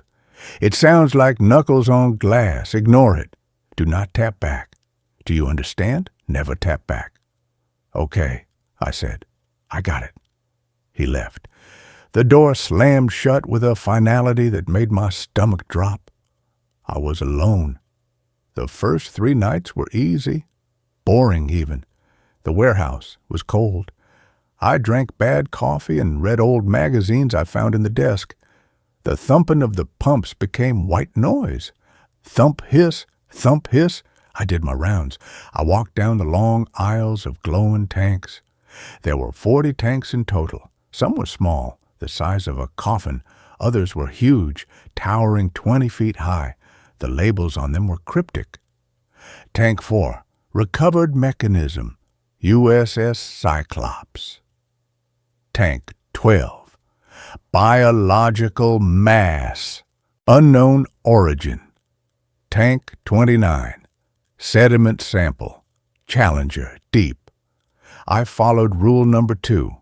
I didn't look close. I just checked the PSI gauges, made a mark on my clipboard, and moved on. But on the 4th night, the atmosphere changed. It was raining outside. I could hear the rain hammering on the metal roof, a distant roar above the pumps.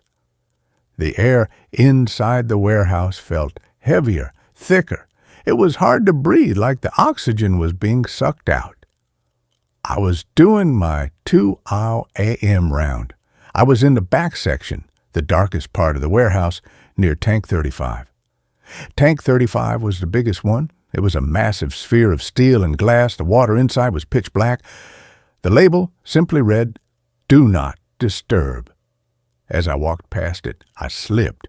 The floor was wet. I caught myself on the railing. I looked down. A puddle of water had formed around the base of Tank 35. I shined my flashlight on the tank. The glass was sweating. Condensation was running down the sides in thick rivets. But it wasn't just water, it was oily. It smelled of sulfur and rotten kelp. I checked the PSI gauge. It was reading 12,000 PSI. It was in the red. "Shit," I muttered. I grabbed the release valve wheel and tried to turn it left to lower the pressure. It wouldn't budge. It was rusted shut. Clang! A sound came from inside the tank. It sounded like a hammer hitting the metal wall from the inside. Clang! Clang! I froze. My hand hovered over the valve. "Just the pipes," I whispered myself. "Just the metal expanding." Then a face pressed against the glass. I screamed and fell backward, dropping my flashlight. It rolled across the floor, the beam spinning wildly. I scrambled back to my feet and grabbed the light, shining it on the tank. There was nothing there, just the black water. I stood there panting, my heart hammering against my ribs. I knew what I saw. It wasn't human. It was pale, translucent white, like a jellyfish. It had no nose, just 2 slits. And its eyes were the size of dinner plates, completely black, reflecting nothing. It had looked at me.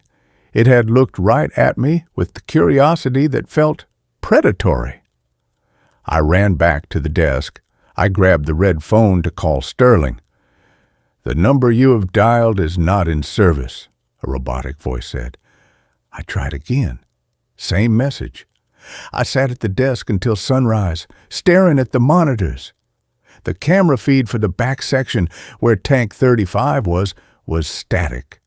I should have quit then, but I needed the money. I reasoned with myself.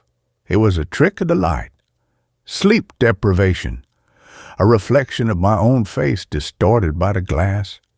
I went back for night 5. That was the night the voices started. I was sitting at the desk at midnight. The silence was oppressive. Even the pumps seemed quieter, like they were holding their breath. Click, click, whistle. I looked around. Hello? Click, click, whistle. It was coming from the intercom system. The warehouse had an old PA system with speakers mounted on the ceiling. It was supposed to be off. I walked over to the main console and checked the dials. The PA was powered down. Whistle, click, mark. My blood turned to ice. It wasn't a human voice. It sounded like a dolphin mimicking human speech, high-pitched, wet, and stuttering. "Mark, are you wet?" I grabbed a microphone on the desk. "Who is this? This is private property." The voice laughed. It was a gurgling, bubbling sound. "Not private. We are all here." I slammed the mic down. I grabbed my round sheet. I needed to move. I needed to prove to myself that I was alone. I walked the floor. The lights were flickering. The green glow from the tanks seemed brighter, pulsing in time with the pumps. Thump, hiss, glow. Thump, hiss, glow. I reached Tank 12, biological mass. The water inside was usually cloudy. Tonight it was clear. Floating in the center of the tank was a diving suit. An old one, canvas and brass from the 1920s. The helmet was copper, tarnished green. It was suspended in the water, arms drifting aimlessly. I checked the gauge. 9,000 psi. Normal. I turned to leave. Tap, tap, tap. It came from the glass. I turned back slowly. The diving suit had moved. It had drifted forward. The copper helmet was now pressed against the glass right at my eye level. And inside the helmet, there was no face. There was a swarm. Thousands of tiny worm-like creatures were writhing inside the helmet, filling the glass visor. They churned and twisted, a mass of pink flesh and teeth, and then the glove of the suit raised up. It pointed at me. Tap, tap. It tapped the glass with a brass finger. I backed away. No, this isn't real. The worms inside the helmet moved. They pressed against the visor, forming a shape. They were forming letters. O-P-E-N. I ran. I sprinted back to the desk. I grabbed my keys. I was done. I didn't care about the cash. I ran to the heavy steel door. I grabbed the handle and pushed. It didn't move. I pushed harder. It was locked from the outside. I banged on the metal. Hey, let me out. Sterling, let me out. There was no answer. I tried the emergency exit at the back. I ran through the maze of tanks, trying not to look at them. I reached the back door. It was welded shut. Fresh weld marks scarred the metal. I was trapped, and the pressure was rising. I could feel it in my ears. Pop, pop. My nose started to bleed, a slow, steady drip of red onto the concrete floor. The pumps were speeding up. Thump, thump, thump, thump. The gauges on the tanks were climbing. 11,000 psi, 12,000 psi, 15,000 psi. The glass began to groan, a high-pitched singing sound of stressed material. I ran back to the desk. I hid under it. I pulled my knees to my chest. Then the PA system crackled to life again.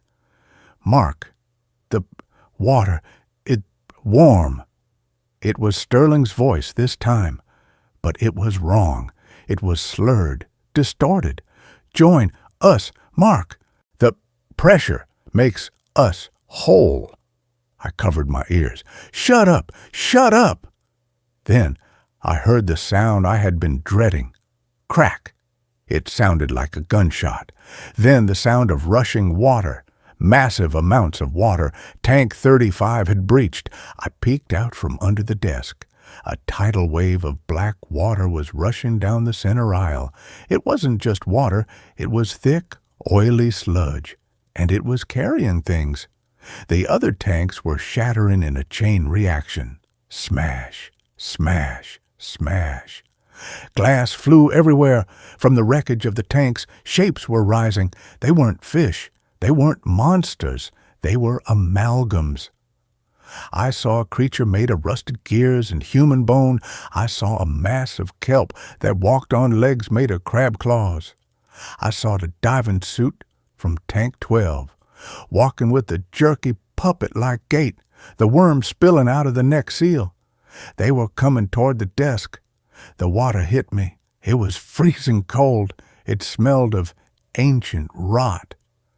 I climbed onto the desk. The diving suit reached the desk. It grabbed the edge with a brass hand. The metal crumpled like paper under its grip. I looked around for a weapon. The coffee pot. The stapler. Useless. Then I saw the vent. Directly above the desk, there was a large industrial ventilation fan. It was spinning slowly. I grabbed the office chair. I put it on the desk. I climbed up. The diving suit swung a heavy arm at me. It missed my ankle by an inch, shattering the computer monitor. I reached the vent. I pulled the grating loose. It fell with a clang. I pulled myself up. Something grabbed my boot.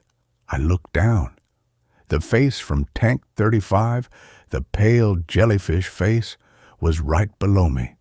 It had pulled itself out of the black water. Its mouth was a perfect circle of needle teeth.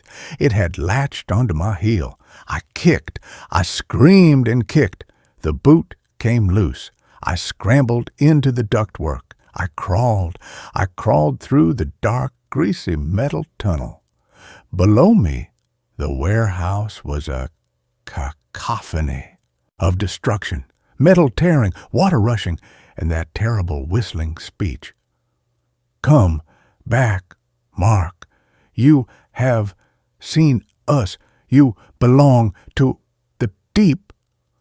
I crawled until I saw light. The vent emptied out onto the roof of the warehouse. I squeezed out and collapsed on the tar paper roof. The fog was thick. The city lights were distant. I rolled to the edge of the roof and climbed down the fire escape ladder. I hit the ground and ran. I ran to my car. I didn't have my keys. I had left them on the desk. I smashed the window with a rock. I hot-wired the ignition. Thank God for my delinquent youth. I drove until the gas tank was empty. I abandoned the car and stole a laptop. And now I am here. But it's not over, because as I sit here typing this, I can hear it. There is a fish tank in this internet cafe, a small decorative tank with a few goldfish. The water in the tank is vibrating. Thump, thump. The goldfish are acting strange. They are all swimming in a perfect circle, staring at me, and the pressure in the room is changing. My ears are popping again. My nose just started bleeding onto the keyboard. I think they can travel through the water, not just the ocean.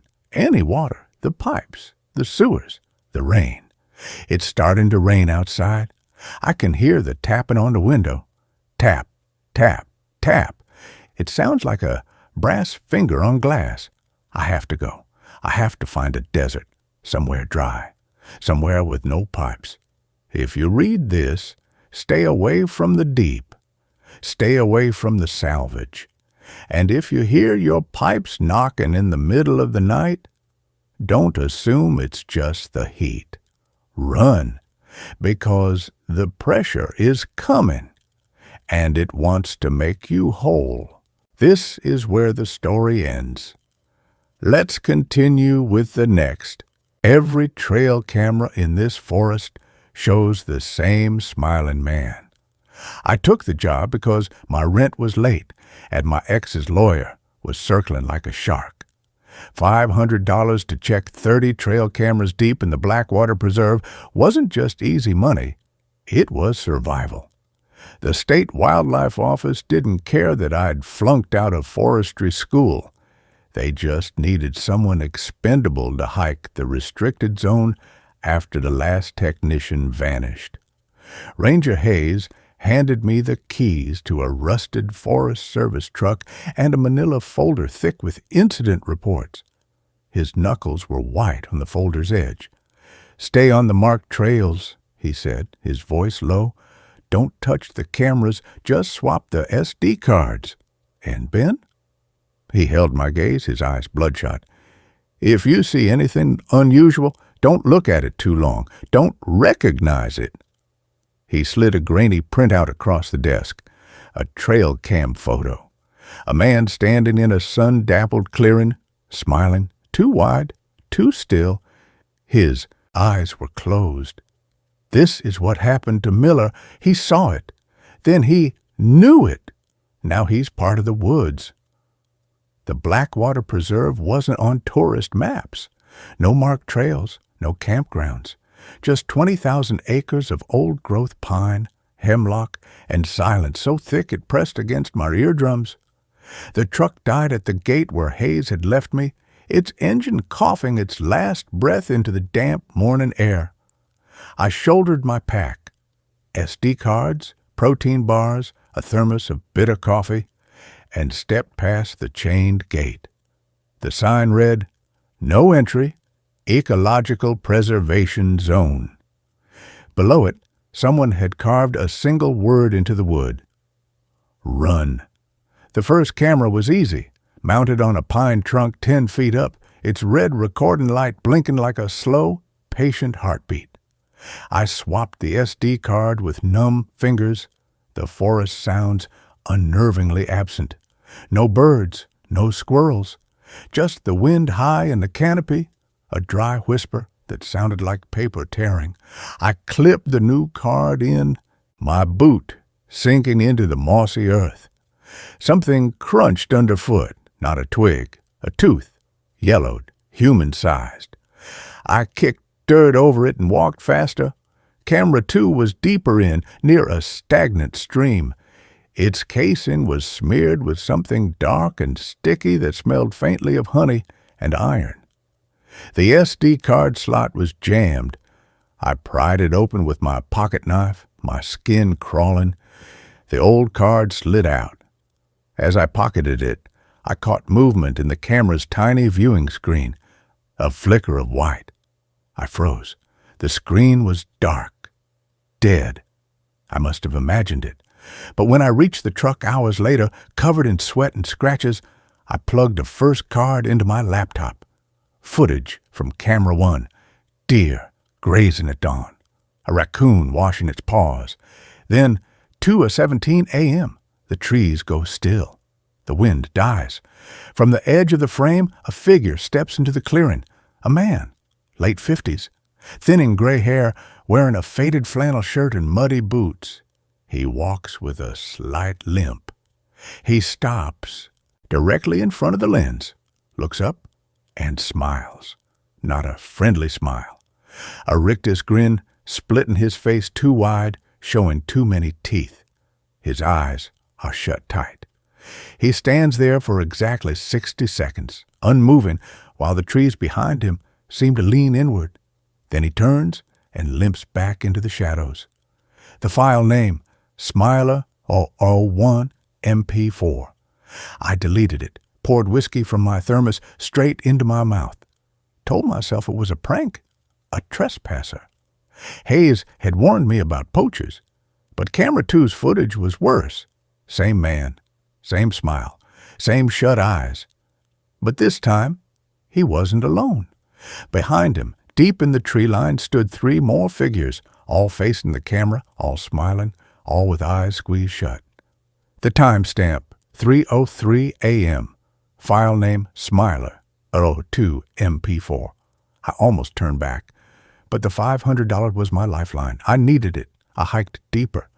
Camera 3 was torn from its mount, dangling by wires. Its lens was shattered, coated in a thick amber resin that smelled like pine sap and burnt sugar. No SD card, just a sticky note taped to the casing, written in shaky handwriting. He sees when you blink. I didn't touch it. Ran to camera 4. The pattern held. Every camera, every card. The Smiler, always at 2:17 a.m. or 3:03 a.m., always alone at first, then with others joining him in the shadows, always smiling with eyes shut, always standing just beyond where the forest floor met solid earth, never on rock, never on fallen logs, always on soil. The footage was pristine, no glitches, no distortions, just that smile, that terrible, patient smile. By camera 10, I'd stopped deleting the files. I needed proof, needed to understand. I started noticing things Hayes never mentioned, the way the Smiler's flannel shirt was never dirty, never torn, even when he walked through thorny underbrush. The way the trees bent away from him as he passed, the way his smile never reached his closed eyes. They weren't shut in joy. They were shut in hunger. At camera 15, I found the offering, a clearing, sunlight streaming through the canopy. In the center, a small pile of objects, a child's red mitten, a rusted pocket knife, a plastic hairbrush tangled with gray hairs, and a single perfect apple, all laid out neatly on a flat stone. The trail camera above it was pristine. Its red light blinked. I didn't swap the card. I just stood there, trembling. The honey iron smell hung thick in the air. Then I saw the footprints. Not boot prints, bare footprints. Dozens of them, leading from the tree line to the offering stone. Each print was filled with dark, wet soil that hadn't been there before. As I watched, a new footprint formed in the soft earth beside the stone. Fresh, glistening, empty. I bolted. Didn't stop until I reached camera 20. My hand shook so badly I dropped the SD card into the mud. As I fumbled to pick it up, I saw it in the camera's viewing screen. Not a reflection, a live feed. Behind me, at the edge of the tree line, stood the Smiler, closer than he'd ever been in the footage, 20 yards away. His flannel shirt was spotless, his boots gleamed, his head was tilted as if listening, and he was smiling, eyes shut, waiting. I didn't run. I couldn't. My legs were stone. I watched the screen. He didn't move toward me. He just stood there, smiling, while the forest held its breath. Then, slowly, deliberately, he lifted his right hand. Not a wave. A finger pressed to his lips. Shh! His smile widened, split his face. Tears of dark sap welled from the corners of his shut eyes and traced paths down his cheeks. He pointed at the camera, then at me, then back at the camera. His meaning was clear. He sees you through the lens. He sees you when you watch. I ripped the SD card from the slot and ran. Didn't stop for water, didn't stop for breath. The forest wasn't silent anymore. It hissed. A dry, papery sound like a million leaves scraping together. It came from everywhere, from the trees, from the earth, from inside my own skull. I felt eyes on my back, not human eyes. Roots, watching, hungry. I crashed through the underbrush, branches whipping my face until I saw the rusted truck through the trees. I fumbled for the keys, started the engine on the third try, drove until the gas gauge hit empty on a county road, 20 miles from the preserve gate. I didn't go home. I drove to a 24-hour laundromat on the edge of town, locked myself in a stall with my laptop, plugged in the last SD card, camera 30, the final camera, deep in the heart of the preserve. The footage began at dusk. Shadows lengthened. The wind died. 2:17 a.m., the Smiler stepped into frame. But he wasn't alone. Dozens of figures stood behind him in the trees. Men, women, children, all in outdated clothing, flannel, overalls, Sunday dresses, all smiling, all with eyes shut tight. The Smiler limped forward until his face filled the lens. His smile stretched ear to ear, splitting the skin at the corners. Dark sap oozed from the tears. He leaned closer, closer, until his shut eyes filled the screen. Then slowly, deliberately, he opened them. Not human eyes, not eyes at all, just smooth, dark wood grain, knots for pupils, bark for lids. He opened his mouth wider, too wide, and a sound came out, not a voice. The creak of ancient timber, the groan of roots tearing stone, the hiss of sap boiling underground, and beneath it, layered like whispers in a storm drain, were voices, familiar voices. Ranger Hayes, Miller, the missing technician, my ex's laughter, my own voice saying my childhood nickname. The Smiler's wooden eyes focused on the lens. He knew I was watching. He knew I was there. He reached a hand toward the camera, a hand of gnarled branches and knotted fingers, and the screen went black. File name, Welcome Home MP4. I tore the SD card from the laptop and snapped it in half. Threw the pieces into the laundromat's trash. Drove home in the gray dawn light. Showered until the water ran cold. Scrubbed my skin raw. Packed a bag. I was leaving town. Forever. That night, my apartment was too quiet. I played loud music, watched TV with the volume maxed, but beneath the noise I heard it. The hiss, the dry, papery rustle. It came from inside the walls, from under the floorboards, from the corners of the ceiling. I turned off the TV, stood in the dark living room, listened. Swish, swish, swish, like bare feet on hardwood, circling the room, slower, closer, stopping behind me. I didn't turn around. I felt the warmth of his breath on my neck, smelled honey and iron and pine resin. His hand, rough, bark-like, rested on my shoulder, not heavy, patient. "Open your eyes, Benjamin," he whispered. His voice was the creak of porch swings in an empty yard, the crack of ice on a frozen lake.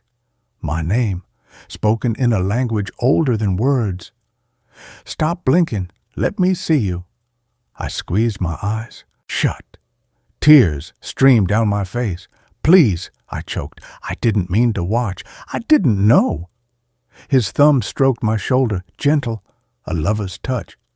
"But you did see," he murmured. "You saw the offering. You saw the footprints. You saw me."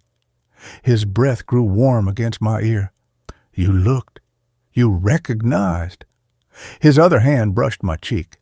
Sap dripped onto my skin, warm as blood.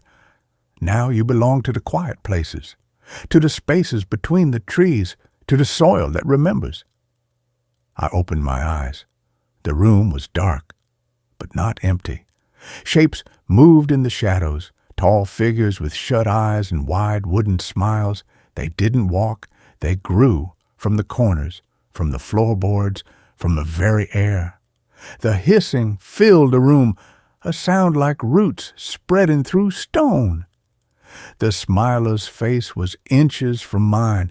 His wooden eyes were open, knots swirling like galaxies. His smile split his face, revealing dark hollows beneath. "No more running," he breathed. "No more noise, only stillness, only roots." His hand cupped my chin, forced my gaze to his. "Smile for me, Benjamin." My lips wouldn't move. They felt stiff. Wouldn't. He stroked my cheek again. Sap seeped into my pores. Warmth spread through my veins. Not fear. Peace. A deep, earthy calm. The hissing softened, became a lullaby.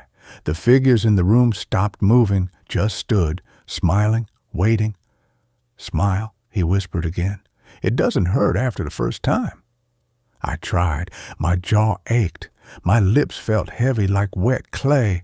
But I pulled them up, wide, wider, until my cheeks split, until sap welled in the corners of my eyes, until the hissing became a chorus of creaking timber and sighing roots, until the last human thought in my head, "Rent is due tomorrow," dissolved into warm, dark soil. The smiler nodded. His smile deepened. Tears of sap traced paths down his bark-like cheeks. He stepped back. The other figures bowed their heads.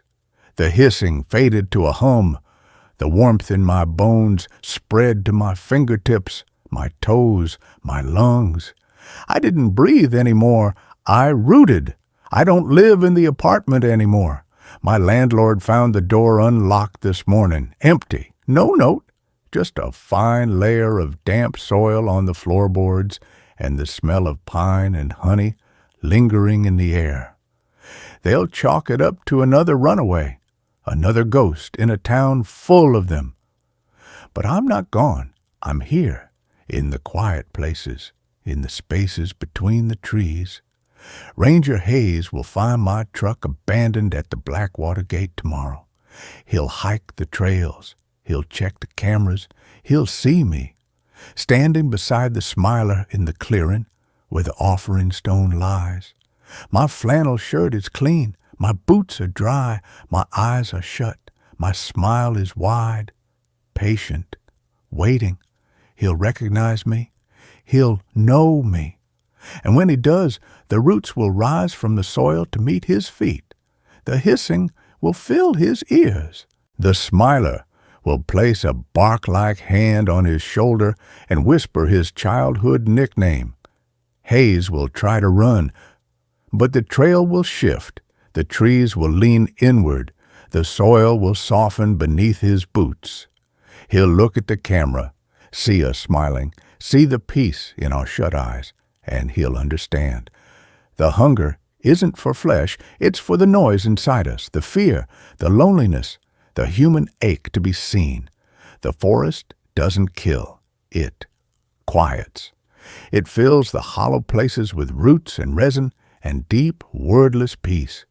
Haze will smile back, just a little at first, then wider, wider, until the sap wells in his own eyes, until the last human thought dissolves, until he joins us, standing, smiling, belonging. I feel him coming now. His fear is a bright, fluttering bird in the still air. The smiler turns his wooden face toward the trail. His smile widens. The soil stirs at his feet. New footprints form in the soft earth. Empty. Waiting. I close my eyes. Let the roots coil around my bones. Let the sap slow my blood. Let the hissing become my breath. Swish, swish, swish. Welcome home, Ranger Hayes. We've saved you a spot. And so, this story comes to an end. Let's start another. A voice in the abandoned mall offered directions I shouldn't have followed. The rain was the only reason I went in, not curiosity. Not the stupid urban exploration videos that had been clogging my feed for weeks. Just the rain. It came down in sheets that turned the cracked asphalt of the old Cedar Ridge Mall parking lot into a black mirror, reflecting the bruised purple twilight and the skeletal outline of the building's shattered skylights. My pickup's heater had died 2 towns back, and my jacket was soaked through. The mall, the hulking concrete beast that had dominated this dying Rust Belt town since 1978, was my only shelter. The chain-link fence was cut in 3 places. The main doors hung open like a dead man's jaw. I didn't think about the graffiti spray-painted on the plywood over the lower windows. Don't follow the voice. It knows your name. I just wanted to be dry. Inside smelled of wet concrete, rust, and something else. Ozone, like after a lightning strike, mixed with the sweet rot stench of mildew and forgotten food. My headlamp beam cut through the gloom, revealing a landscape of decay. Overturned kiosks like fossilized insects, escalators frozen mid-ascent, mannequins slumped in storefronts with sightless eyes. Water dripped from the shattered skylights high above, echoing like a slow heartbeat in the vast emptiness. I found a relatively dry corner near what might have been a food court, shook out my jacket, and lit a cigarette. That's when I heard it. "Lost, honey?" The voice came from behind me, female, smooth as velvet, with a warm southern lilt that felt utterly out of place in this tomb of commerce. I spun around, headlamp beam slicing the darkness. Nothing. Just the empty concourse, stretching into gloom in both directions. "Over here," the voice said, closer now, right beside my ear. I jerked away, my heart hammering. The beam swept the area, still nothing, but the voice wasn't in my head. It was real. I could feel the warmth of breath on my neck, smell faint honeysuckle beneath the rot. "Who's there?" My voice cracked. "Just a friend," the voice purred. "Saw you shivering out there in the rain. Poor thing, you look like you've been walking forever." It was right. I had been walking forever, since Sarah left, since the layoff, since the world shrunk to this endless road and the hollow ache in my chest. The voice knew. It knew. "I'm just waiting out the storm," I said, trying to sound casual, backing toward the exit. "Oh, sugar, the storm's the least of your worries out there," the voice sighed. It came from the direction of the old department store, Macy's. The faded sign read, "You need shelter, real shelter, warmth. I know a place." I shouldn't have asked, but the ache in my chest, the loneliness, was a physical pull. Where? Downstairs, the voice said, soft as falling leaves.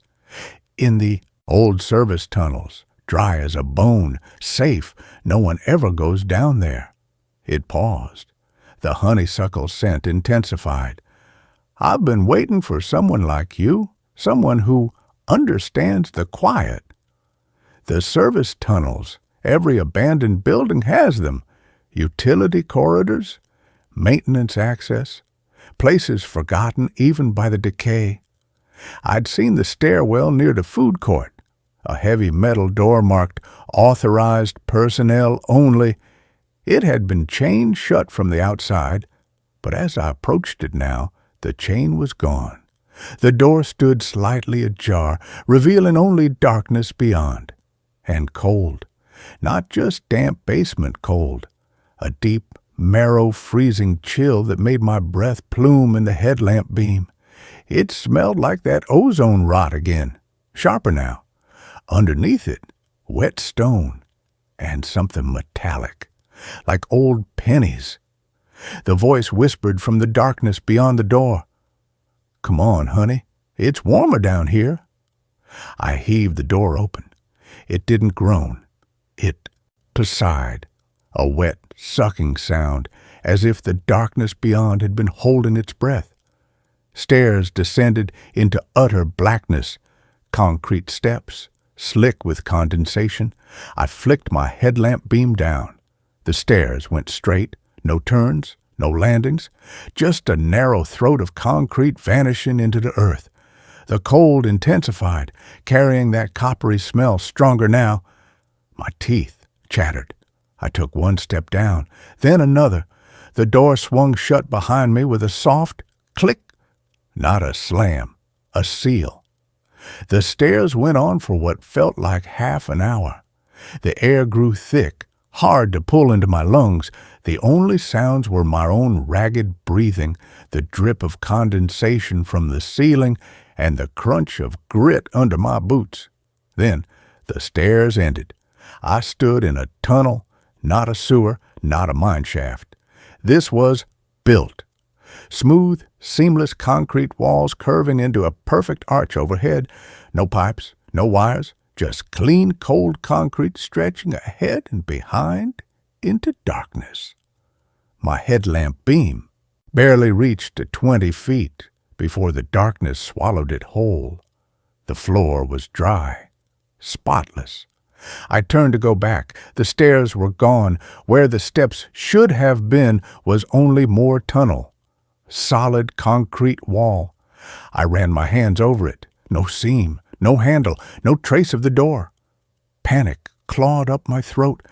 I fumbled for my phone. Dead. Waterlogged. I was alone. Trapped. I had no choice but to move forward. The tunnel was silent. Not just quiet, silent.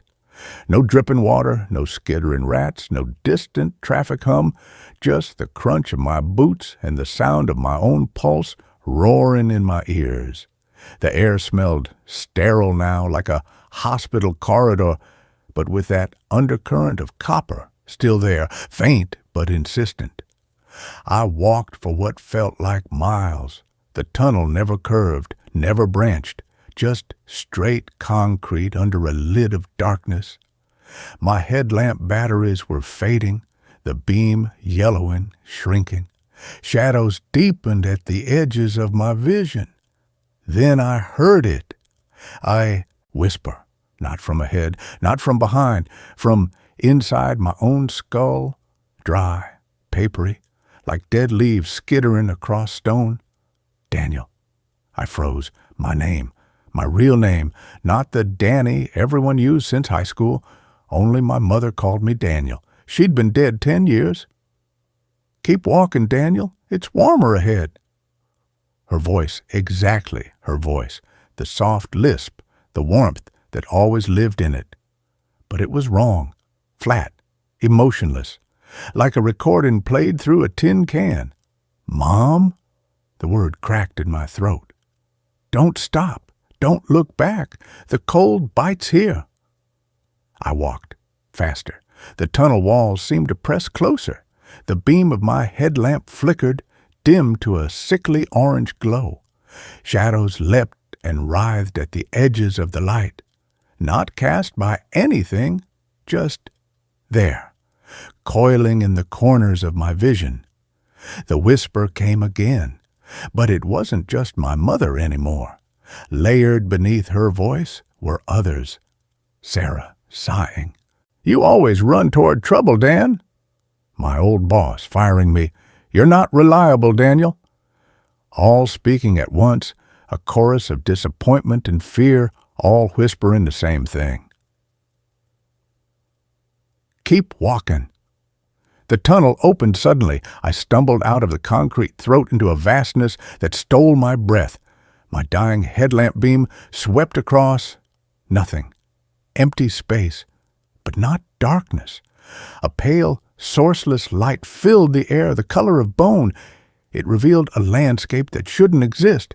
No sky, no stars, just an endless vaulted ceiling of smooth, featureless stone, stretching into gloom hundreds of feet above. Below it, a city.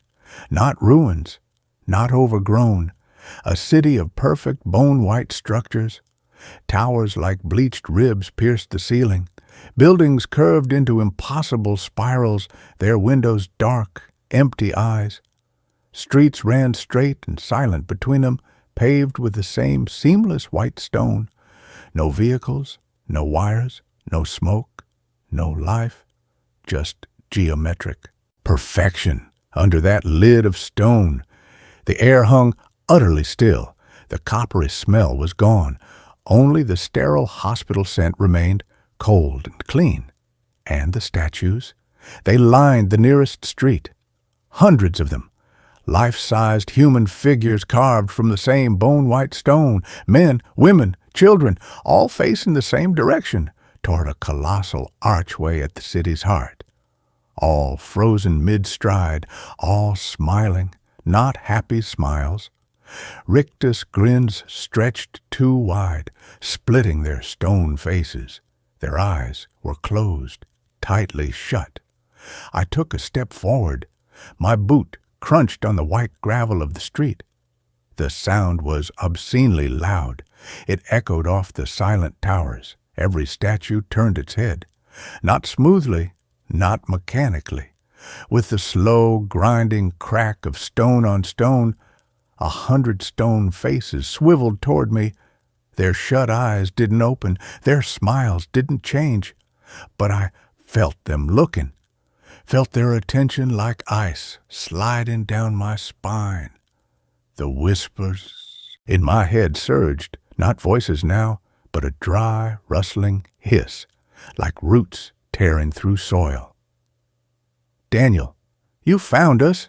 Welcome home." I ran, not back toward the tunnel mouth. I couldn't see it anymore, but down a side street, away from the staring statues. The white city swallowed me. Buildings leaned inward, their smooth walls reflecting my frantic face back at me. Distorted? The street curved, then ended at a sheer cliff. Not earth, not rock. A wall of pure, rippling darkness. It didn't absorb the light. It consumed it. Where the pale glow met the darkness, the light simply ceased to exist. And standing at the edge of that nothingness, facing the void, was a single statue, taller than the others. Its back was to me. It wore no clothes carved in stone, just smooth, featureless marble from head to toe. But I knew it was waiting for me. The whispers became a roar. "Don't blink." My mother's voice, sharp with terror. I forced my eyes wide, tears freezing on my cheeks. The tall statue began to turn, slowly. Its head rotated on its neck with a sound like boulders grinded together. It wasn't a human face, just smooth marble where a face should be. But as it turned fully toward me, 2 points of absolute darkness appeared on the blank surface, deep pits that pulled at my gaze, and below them the stone split. A smile, wider than any human mouth, rows of needle-like teeth carved from shadow. It didn't move toward me. It simply reached. its arms stretched, elongating like taffy, crossing the 50 yards between us in a heartbeat. Stone fingers, cold as grave dirt, closed around my wrist. The touch burned with cold. My headlamp died. Darkness, but not empty darkness. The whispers filled it, not in my head now, in the air. 1,000 dry voices speaking at once, layered over the deep, slow thrum that vibrated up from the white stone beneath my feet. The pulse of the city. The pulse of the thing holding me. You left us, Daniel. My mother's voice sighed, close to my ear. Her breath smelled of damp soil and pennies. You left us in the cold places, but the tunnel remembers. The stone remembers. We remember your name. I tried to pull away. The stone fingers tightened. The cold spread up my arm, numbing my shoulder, creeping toward my heart. The whispers grew louder, more insistent. Look at us. See us. Remember us. The tall statue leaned closer, its shadow mouth opened wider, not to bite, to speak. The sound that came out wasn't a voice. It was the grinding of continental plates, the groan of roots tearing bedrock, the hiss of sap boiling deep in the earth, and beneath it, clear as a bell. Welcome home, Daniel. I squeezed my eyes shut, not from fear, from memory. The last thing my mother ever said to me, holding my hand in the hospital bed, her skin papery and cold. Don't be afraid of the dark, Danny. Be afraid of the things that wait for you to close your eyes. I opened my eyes. The statue was gone. The city was gone. I stood at the edge of the cliff of darkness, alone. My wrist ached where the stone fingers had gripped me. The whispers were silent. Only the deep, slow thrum remained, the pulse of the place. Behind me, the tunnel mouth glowed faintly, a rectangle of warm yellow light. An exit. My heart leapt. I ran for it, stumbling over the white gravel. The light grew brighter. I could see the rusted iron door standing open at the top of the stairs. Rain lashed the mall floor beyond it. Freedom! I burst through the door, slamming it shut behind me. I threw the deadbolt, rusted, stiff, but it held. I collapsed against it, gasping, soaked in sweat despite the cold. The mall was dark, but a rain on the skylights was the most beautiful sound I'd ever heard. I fumbled for my phone, still dead. But I could walk out. I had to walk out. I turned on my headlamp. The beam cut through the dusty air, illuminating the food court. I froze. The mountains of debris were gone, the overturned kiosks, the slumped mannequins. The entire first floor was swept clean. Spotless concrete stretched to the far walls, and in the center of the floor, arranged in a perfect circle, were 37 statues. Bone white, smiling, eyes shut tight. They were all facing me. My breath hitched. I backed away, my boots scraping on the concrete. The statues didn't move. Their smiles didn't waver. But the whispers returned, not in my head, but from the statues themselves. A dry, rustling sigh that seemed to rise from the floor. You came back. I ran for the main doors. They were chained shut, padlocked. The rain hammered the skylights. I pounded on the glass of a broken window, screaming for help until my fists bled. No one came. The town was abandoned at night. I was alone with them. I turned back. The statues hadn't moved. But the circle was open. A space waited for me. The whispers grew louder, warmer, coaxing. Come home, Daniel. Be still. Be quiet. Be remembered. I knew then I'd never leave. The tunnel wasn't a door, it was a throat. And this place, it didn't just remember names. It kept them. It kept us. I walked toward the circle. My boots echoed on the empty floor. The coppery smell returned, thick and sweet. The whispers wrapped around me like roots. Smile, Daniel. I did. My jaw ached. My cheeks split. Dark sap welled in the corners of my eyes. The last human thought I had, Sarah's going to worry, dissolved like smoke. The cold spread through my bones, not painful, but deep. Right. The concrete floor softened beneath my feet, became soil, became stone. I felt my fingers stiffen, my skin harden, my smile widen. The whispers faded to a hum. The rain on the skylights became the pulse of the earth. The statues nodded their stone heads, welcoming, waiting. They found me 3 days later. Mall security clearing debris for the new warehouse development. They pried open the rusted basement door, expecting squatters. They found a circle of statues, 38 of them, all bone white, all smiling, all with eyes squeezed shut tight. Mine was the smallest, the newest. My flannel shirt was perfectly preserved under the stone, frozen mid-reach. My face was tilted up as if listening to something only I could hear. They chipped a piece off my hand for analysis. It crumbled to black soil in the lab. They sealed the basement, paved over the mall grounds, built a strip mall on top. But sometimes, on still nights, the night manager hears it, a dry, papery rustling from the vents, and faint layered whispers just beneath the hum of the neon signs. Daniel, it's warmer here. Don't blink. Welcome home. I hear them too, from where I stand in the circle. The rain doesn't fall here, only the deep, slow thrum of the stone, the pulse of the place that shouldn't exist. The tunnel is always hungry. It remembers your name. It's waiting for you to close your eyes, to take that first step down the stairs, to come home.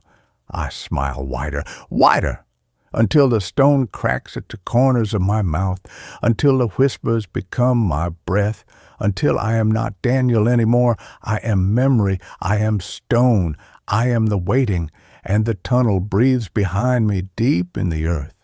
Patient, always patient. It knows you'll come. Everyone comes home eventually. Just listen for the rain. Listen for the sigh of the door. Listen for the cold that bites when you stop walking. The tunnel is open. It remembers you. It's been waiting. Come home. Smile for us. We've saved you a spot. Right here, in the quiet dark, where the light ends, where the stone remembers, where you belong. Don't blink. Don't look back. Just walk. The stairs are right there. Can't you feel the cold? It's warmer ahead. We've been waiting. We've been so very hungry. Daniel, Daniel, Daniel. And with that, this story fades into the dark. Let's quietly step into the next one. I rented a room in a house where the owner asked me not to lock the door. I moved to a new city for work, the kind of move you don't plan for long. 1 week, you're normal. The next, you're packing everything you own into your car and hoping things work out. I needed a place fast, something cheap, something temporary. I found the listing on a local forum, not even a real rental site, just a post with no pictures. Room for rent, quiet house, short or long-term, cash only. I messaged the number and got a reply almost right away. The man said the room was still available and asked when I could come see it. I told him that night. He sent the address and added one strange line at the end. Please don't lock your door at night. I assumed it was a joke or some old person rule. I ignored it. The house was in a normal neighborhood. That was the first thing that made me feel okay about it. Other houses nearby, cars and driveways, porch lights on. The place itself was older, but not abandoned. White paint, 2 floors, small front porch, 1 light on inside. The owner opened the door before I knocked. He was tall, thin, maybe late 60s, clean clothes, calm voice. He smiled like someone who practiced it a lot. "You must be here about the room," he said. Inside, the house was very quiet. No TV, no radio, no ticking clocks. The air felt cold even though it wasn't winter. Everything was clean but plain, no photos, no decorations, just furniture and walls. The room he showed me was upstairs. Small bed, desk, closet, window facing the backyard. Nothing strange about it at all. The price was low, very low. I asked him why. He paused for a second and said, "I prefer short stays." That was fine with me. When I agreed, he handed me the key and repeated the rule. "Please don't lock your door at night. It makes things worse." I smiled and said, "Okay," even though I had no plan to follow that. The first night was quiet. The second night, I heard footsteps. They were upstairs in the hallway. Slow steps, bare feet by the sound of them. I assumed it was the owner walking around. Then I realized the steps stopped right outside my door. They stayed there for a long time. I didn't hear breathing. I didn't hear movement. Just the feeling of someone standing very close to the door, facing it. Eventually, the steps moved away. The next morning, I asked the owner if he walked around at night. He looked confused. "I don't go upstairs," he said. That night, I locked my door. Around 2 a.m., I woke up to a soft sound. Scratching, not at the door, on the wall next to my bed. Slow, steady scratches like fingernails dragging across wood from the inside. I turned on the lamp. The sound stopped. When I turned the light off, it started again. I stayed awake until morning. The next day, I noticed something new in the hallway. The carpet outside my door was pressed down like someone had been standing there for a long time. That night, I didn't lock the door. The footsteps came back. They walked up and down the hall, sometimes stopping at other doors, sometimes stopping at mine. At one point, something gently pushed my door open, just a few inches. I stared at the dark gap, my heart pounding. Nothing came in. The door slowly closed again. The owner wasn't home the next day. That night, things got worse. The footsteps were louder, faster, more than one set. I heard whispering too, low and unclear, like people talking in another room. Then I heard my name, very clearly. It came from right outside my door. I jumped up and opened it. The hallway was empty, but at the far end, I saw something standing near the stairs. It was tall and thin and wrong. Its arms were too long, its head tilted in a way a human neck shouldn't. It didn't move. It just watched me. I slammed the door shut and locked it. Immediately, something hit the door from the other side. Not hard, not angry, patient. Tap, tap, tap, all night long. In the morning, I packed my things. The owner was in the kitchen when I came downstairs. He looked tired. "You locked it?" he said quietly. I asked him what was in the house. He didn't answer right away. "People pass through," he finally said. "Some don't like leaving." I dropped the key on the table and walked out. I've lived in 3 different places since then. It didn't matter. For weeks after, every place I stayed had the same problem. Around 2 a.m., I would hear footsteps in the hallway. Slow, bare, stopping right outside my door. And no matter where I am now, I don't lock my door anymore. Because whatever followed me here already knows how to open it. And that ends this story. A new one starts now. The tunnel beneath the old factory leads somewhere that shouldn't exist. The rain was the only reason I went in. Not curiosity, not the stupid dare from Mikey at the bar, just the rain. It came down in sheets that turned a potholed parking lot of the old Black Ridge textile mill into a muddy mirror, reflecting the bruised purple twilight and the skeletal outline of the factory's broken windows. My pickup's heater had died 2 towns back, and my jacket was soaked through. The mill, the hulking brick beast that had dominated this dying Rust Belt town since 1923, was my only shelter. The chain-link fence was cut in 3 places. The main doors hung open like a dead man's jaw. I didn't think about a warning spray painted on the plywood over the lower windows. Don't go below. It remembers. I just wanted to be dry. Inside smelled of wet concrete, rust, and something else, ozone like after a lightning strike, mixed with the sweet rot stench of mildew. My headlamp beam cut through the gloom, revealing mountains of discarded machinery, looms like fossilized spiders, conveyor belts choked with dead vines, metal skeletons draped in gray cobwebs. Water dripped from the shattered skylights high above, echoing like a slow heartbeat in the vast emptiness. I found a relatively dry corner near what might have been an office, shook out my jacket, and lit a cigarette. That's when I saw the door. It was hidden behind a collapsed shelving unit, half buried under rubble, not a factory door, too small, too heavy. Solid iron riveted like a bank vault set into the concrete floor. A rusted padlock hung open on its hasp. The door itself was slightly ajar, revealing only darkness beyond, and cold. Not just damp basement cold, a deep, marrow freezing chill that made my breath plume in the headlamp beam. It smelled like that ozone rot again, sharper now. Underneath it, wet stone, and something metallic, like old pennies. I shouldn't have opened it, but the rain hammered the roof like fists, and the cold from that crack was pulling at my bones.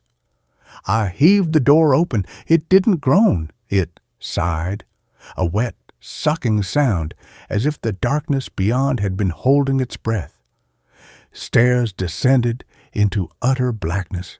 Concrete steps, slick with condensation. I flicked my headlamp beam down. The stairs went straight, no turns, no landings, just a narrow throat of concrete vanishing into the earth. The cold intensified, carrying that coppery smell stronger now. My teeth chattered. I took one step down, then another. The door swung shut behind me with a soft click, not a slam, a seal. The stairs went on for what felt like half an hour. The air grew thick, hard to pull into my lungs.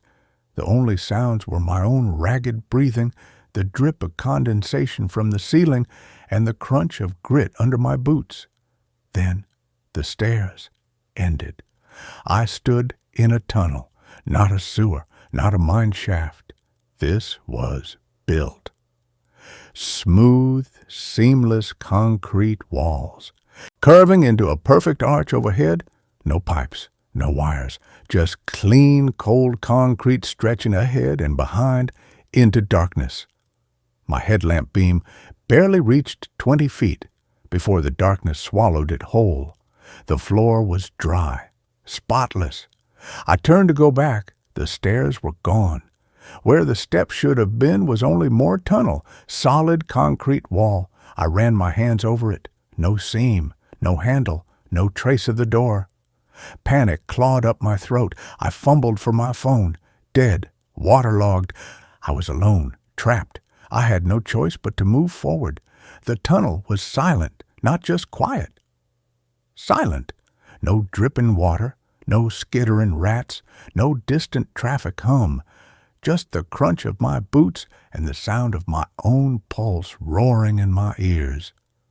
The air smelled sterile now, like a hospital corridor, but with that undercurrent of copper still there, faint but insistent. I walked for what felt like miles.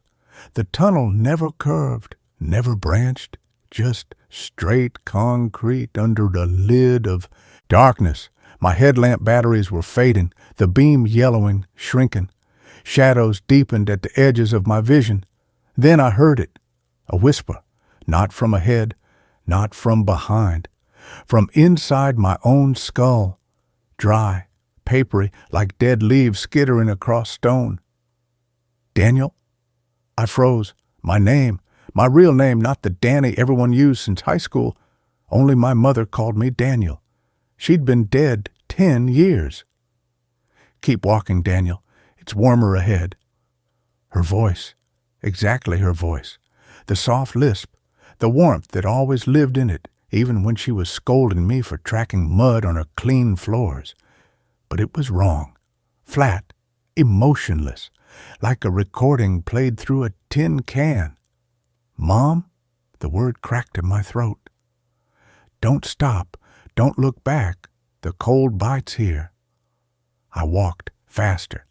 The tunnel walls seemed to press closer. The beam of my headlamp flickered, dimmed to a sickly orange glow.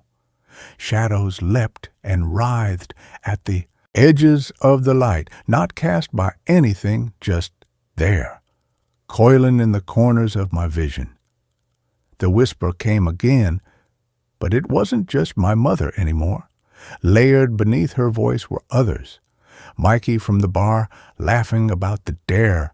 My ex-wife Sarah sighing, "You always run toward trouble, Dan." My old boss firing me, "You're not reliable, Daniel." All speaking at once, a chorus of disappointment and fear, all whispering the same thing. Keep walking. The tunnel opened suddenly. I stumbled out of the concrete throat into a vastness that stole my breath. My dying headlamp beam swept across. Nothing. Empty space, but not darkness. A pale, sourceless light filled the air, the color of bone. It revealed a landscape that shouldn't exist. No sky, no stars, just an endless vaulted ceiling of smooth, featureless stone stretching into gloom hundreds of feet above. Below it, a city, not ruins, not overgrown, a city of perfect, bone-white structures. Towers like bleached ribs pierced the ceiling. Buildings curved into impossible spirals, their windows dark, empty eyes. Streets ran straight and silent between them, paved with the same seamless white stone. No vehicles, no wires, no smoke, no life. Just geometric perfection under that lid of stone. The air hung utterly still. The coppery smell was gone. Only the sterile hospital scent remained, cold and clean. And the statues. They lined the nearest street. Hundreds of them. Life-sized human figures carved from the same bone-white stone.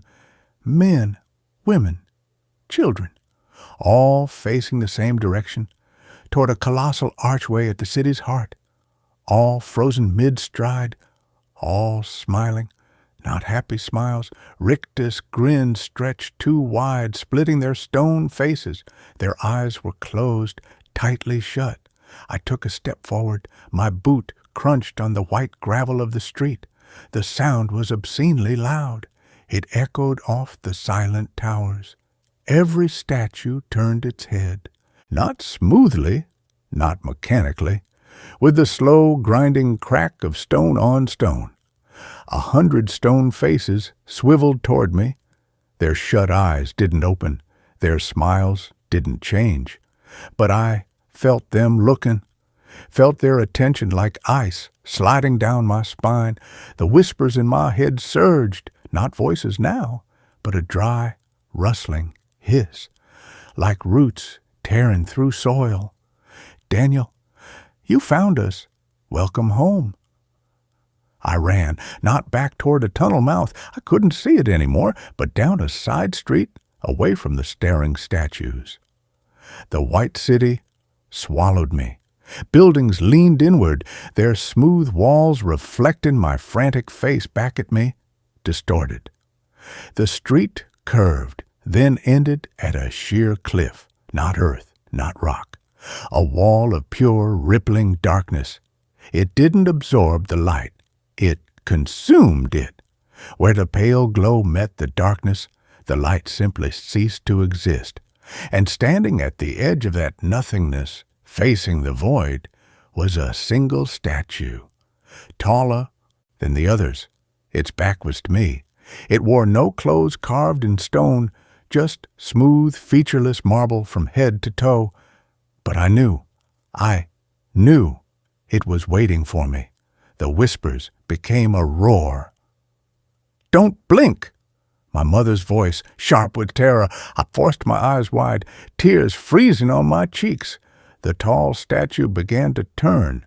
Slowly, its head rotated on its neck with a sound like boulders grinding together. It wasn't a human face, just smooth marble where a face should be. But as it turned fully toward me, 2 points of absolute darkness appeared on the blank surface, deep pits that pulled at my gaze, and below them the stone split.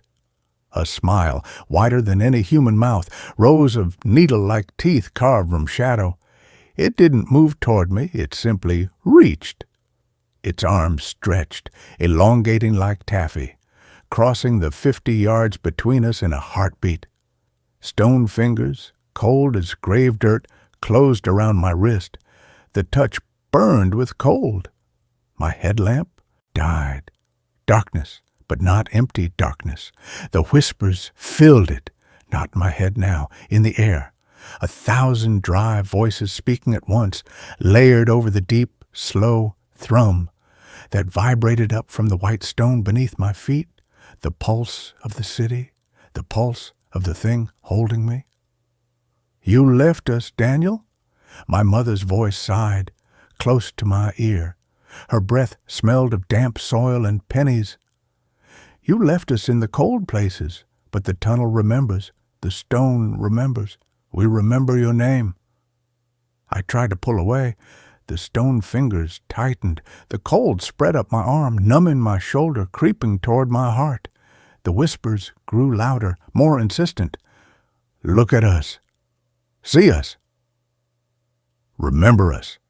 The tall statue leaned closer, its shadow mouth opened wider, not to bite, to speak. The sound that came out wasn't a voice.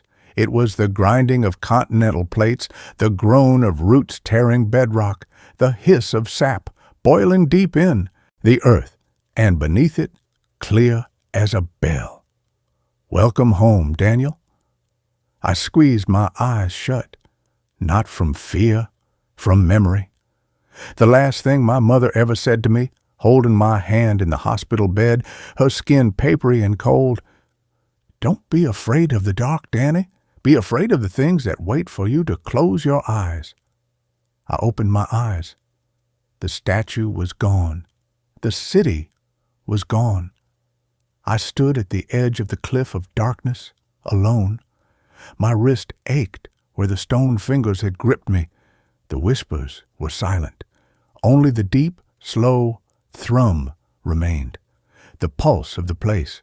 Behind me, the tunnel mouth glowed faintly, a rectangle of warm yellow light. An exit. My heart leapt. I ran for it, stumbling over the white gravel. The light grew brighter.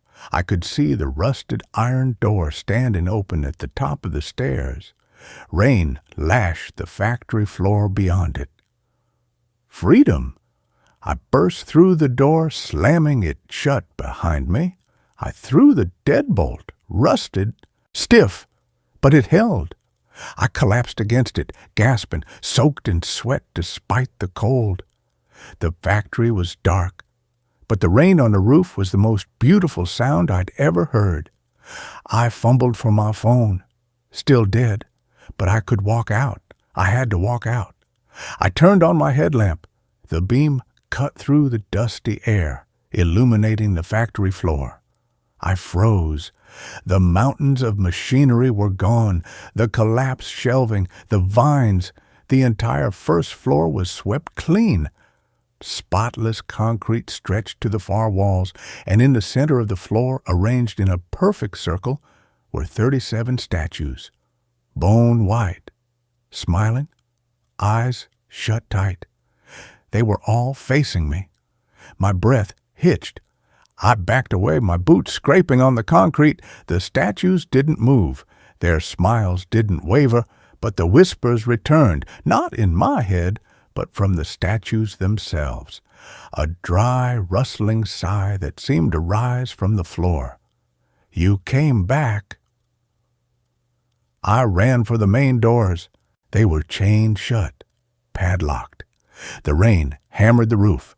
I pounded on the glass of a broken window, screaming for help until my fists bled. No one came. The town was abandoned at night. I was alone with them. I turned back. The statues hadn't moved, but the circle was open. A space waited for me. The whispers grew louder, warmer, coaxing. Come home, Daniel. Be still. Be quiet. Be remembered. I knew then I'd never leave. The tunnel wasn't a door, it was a throat, and this place, it didn't just remember names. It kept them. It kept us. I walked toward the circle. My boots echoed on the empty floor. The coppery smell returned, thick and sweet. The whispers wrapped around me like roots. Smile, Daniel. I did. My jaw ached. My cheeks split. Dark sap welled in the corners of my eyes. The last human thought I had, Sarah's going to worry, dissolved like smoke. The cold spread through my bones, not painful, but deep, right. The concrete floor softened beneath my feet, became soil, became stone. I felt my fingers stiffen, my skin harden, my smile widen. The whispers faded to a hum. The rain on the roof became the pulse of the earth. The statues nodded their stone heads, welcoming, waiting. They found me 3 days later, factory workers clearing debris for the new warehouse development. They pried open the rusted basement door, expecting squatters. They found a circle of statues, 38 of them, all bone white, all smiling, all with eyes squeezed shut tight. Mine was the smallest, the newest. My flannel shirt was perfectly preserved under the stone, frozen mid-reach. My face was tilted up, as if listening to something only I could hear. They chipped a piece off my hand for analysis. It crumbled to black soil in the lab. They sealed the basement, paved over the factory grounds, built a strip mall on top. But sometimes, on still nights, the night manager hears it. A dry, papery rustling from the vents, and faint layered whispers just beneath the hum of the neon signs. Daniel, it's warmer here. Don't blink. Welcome home. I hear them too. From where I stand in the circle, the rain doesn't fall here, only the deep, slow thrum of the stone, the pulse of the place that shouldn't exist. The tunnel is always hungry. It remembers your name. It's waiting for you to close your eyes, to take that first step down the stairs, to come home. I smile wider, wider, until the stone cracks at the corners of my mouth, until the whispers become my breath, until I am not Daniel anymore. I am memory. I am stone. I am the waiting, and the tunnel breathes behind me, deep in the earth, patient, always patient. It knows you'll come. Everyone comes home eventually. Just listen for the rain. Listen for the sigh of the door. Listen for the cold that bites when you stop walking. The tunnel is open. It remembers you. It's been waiting. Come home. Smile for us. We've saved you a spot. Right here, in the quiet dark. Where the light ends. Where the stone remembers. Where you belong. Don't blink. Don't look back. Just walk. The stairs are right there. Can't you feel the cold? It's warmer ahead. We've been waiting. We've been so very hungry. Daniel, Daniel, Daniel. This story has come to an end. Let's start the next. The last sign we passed said turn back, but there was no road behind us. The road hadn't been on the map. That should have been the first warning. We were aiming for Silver Springs, a supposedly charming ghost town turned B&B halfway through our cross-country drive from Portland to Albuquerque. Maya, my girlfriend of 6 months, was navigations. She swore she saw a shortcut on her app. Scenic back roads saves 2 hours. That cut through the desolate stretch of the Nevada-Oregon border known locally as the Boneyard Desert. I'd argued. My old Ford F-150 wasn't built for washboard gravel, and the Boneyard had a reputation for swallowing cars whole. But Maya's eyes lit up with that adventurous spark I'd fallen for, and the promise of shaving 2 hours off the drive was tempting. "Live a little, Ben," she'd laughed, punching the coordinates into her phone. "It's just a road." It started as a 2-lane blacktop, smooth and empty under the relentless afternoon sun. Then it narrowed.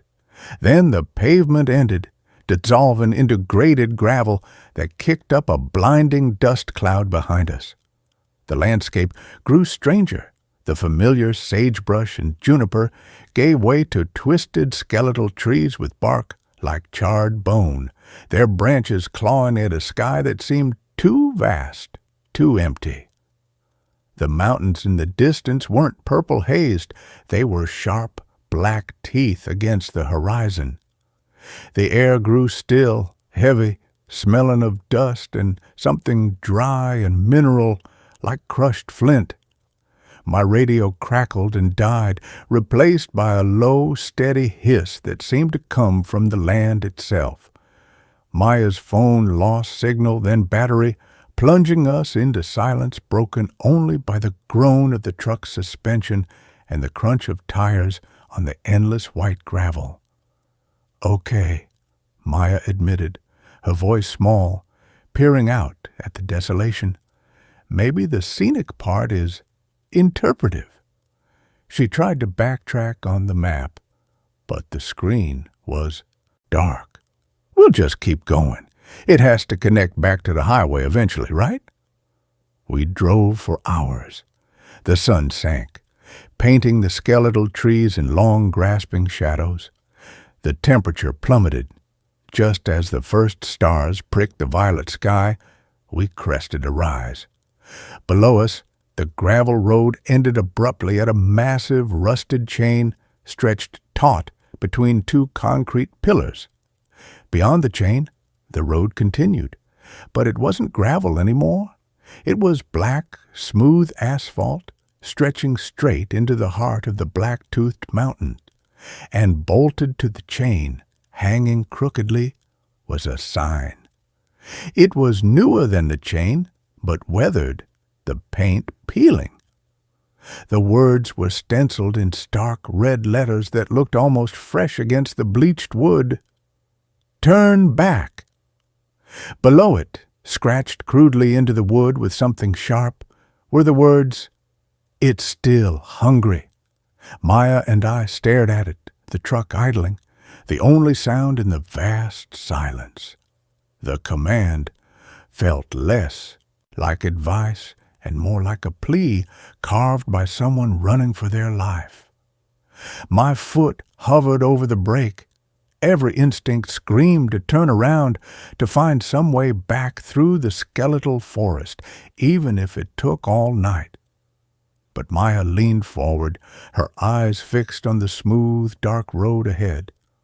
"It's just a prank," she said, her voice tight, but trying for conviction.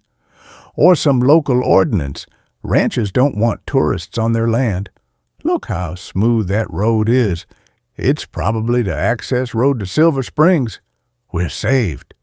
She pointed to a faint, flickering light far in the distance, nestled between the black peaks. "See? Town lights." Logic warred with primal dread. The smooth road was undeniable. The light was real. Maybe the sign was just a scare tactic. We were already here. Turning back meant hours of bone-jarring gravel in the dark, with no guarantee we'd find the original highway junction. The smooth road promised salvation. I swallowed the lump in my throat, put the truck in drive, and drove slowly through the gap in the chain, the metal links scraping against the undercarriage like fingernails on a chalkboard. The sign swung gently in our wake. The asphalt was unnervingly smooth, silent under the tires. The skeletal trees fell away, replaced by sheer obsidian cliffs that rose on either side, blocking out the stars. The air grew colder, the dry, flinty smell intensifying. The flickering light ahead seemed to grow brighter, resolving into clusters of warm yellow glows. Street lights, house windows. Hope, fragile but real, bloomed in my chest. We rounded a bend, and the road opened into a wide valley. There was no town. There was only the road. It stretched on, perfectly straight, perfectly black, vanishing into the horizon under a sky choked with stars so bright they seemed cold and sharp. On either side, for as far as the headlights could reach, was nothing but flat gray dust, a vast empty plain that looked less like earth and more like powdered bone. No buildings, no trees, no sign of life. Just the road, a dark scar on the gray expanse, and the oppressive, crushing silence. Where is it?" Maya whispered, her voice trembling, her earlier bravado shattered. She frantically scanned the horizon. "The lights! They were right there!" I slowed the truck to a stop. The engine idled, the sound unnaturally loud in the void. I killed the headlights, plunging us into near-total darkness. They only light the impossible brilliance of the stars overhead. We waited, listened, nothing. No wind, no insects, no distant hum of civilization. Just the absolute suffocating silence of a place that had never known life. We have to go back," I said, my voice rough, "right now." I put the truck in reverse and hit the gas. The tires spun on the smooth asphalt for a second before gripping. We sped back the way we came, the obsidian cliffs rising to block the stars again. My heart pounded against my ribs. We rounded the bend where we'd last seen the skeletal trees, where the chain and the sign should be. The road behind us was gone, not blocked, not washed out. Gone. Where the gravel road should have been, where the skeletal forest stood minutes ago, there was only the same endless flat expanse of gray dust, stretching back to the horizon under the cold stars. The obsidian cliffs continued seamlessly on both sides, enclosing us on a black ribbon of road.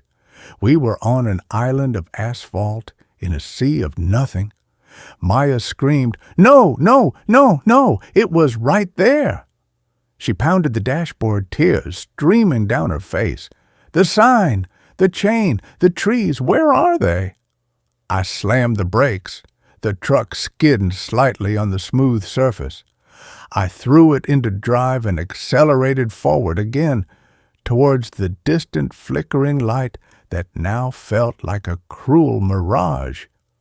Maybe the town was further. Maybe we just hadn't reached it. We drove for what? Felt like an hour, the landscape unchanging, the light stubbornly distant. Exhaustion and terror warred in my gut. Finally, I pulled over again, The engine ticked as it cooled. The silence pressed in, heavier than before. It felt alive, watching, waiting. "Check the mirrors," Maya whispered, her voice raw. I looked in the rear view. Only darkness. The side mirrors reflected the star-filled sky and the gray void. Nothing behind us, nothing ahead but the road and the false promise of light. Then I saw it. In the passenger side mirror, a figure, standing at the very edge of the gray dust, just beyond where the asphalt met the void. It was tall, impossibly thin, its outline blurred, as if seen through heat haze. It had no discernible features, just a suggestion of a head, shoulders, limbs. It wasn't moving. It was just there, watching the truck. "Don't look," Maya choked out, her eyes squeezed shut. "Don't look at it." I tore my eyes away, my heart hammering. "Did you see it?" She nodded mutely, trembling. "It was waiting." We sat in terrified silence for what felt like hours. The false town lights never got closer. The figure in the mirror never moved. The silence deepened, becoming a physical pressure in my ears.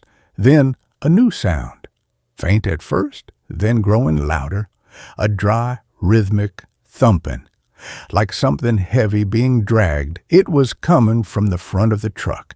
I slowly turned my head to look through the windshield. Standing directly in the middle of the road, maybe 50 yards ahead, was another figure, identical to the one behind. Tall, thin, featureless, blurred. It raised one impossibly long arm, not pointing, just holding it out, palm open, towards the truck, as if waiting for an offering. The dry, thumping sound seemed to emanate from it. Panic, cold, and absolute seized me.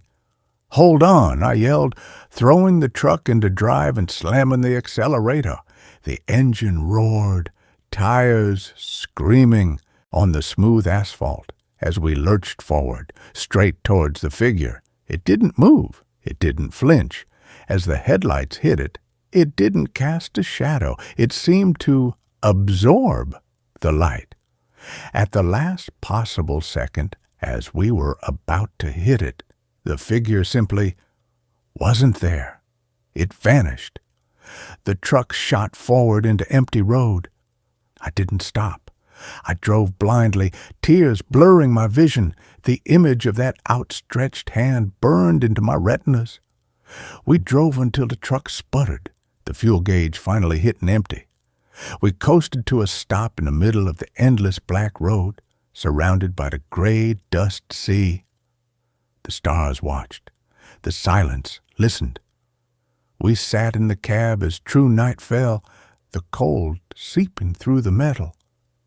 We didn't speak. What was there to say? We were trapped on a road to nowhere, with no past and no future, stalked by things that watched from the void and knew we were prey. The false town lights were gone. There was only the road, the dust, and the stars. Hours later, as the first gray light of a sunless dawn began to bleed into the sky, Maya stirred. She pointed a shaking finger ahead, her voice a broken whisper. "Ben, look." I followed her gaze. Up the road, maybe a quarter-mile away, stood another sign. It was identical to the first. Rusty chains stretched beside it between two concrete posts that hadn't been there before. The red letters screamed in the dim light. "Turn back." Below it, fresh scratches marred the wood, the message clear even from this distance. "It's still hungry." And standing just behind the sign, barely visible in the gloom, were three figures. Tall, thin, waiting, their blurred heads tilted slightly, as if listening to the frantic beat of our hearts carried on the silent air. There was no road behind us, only the gray dust, and ahead, only the sign, the chain, and the things that lived in the silence between the stars. The truck was empty.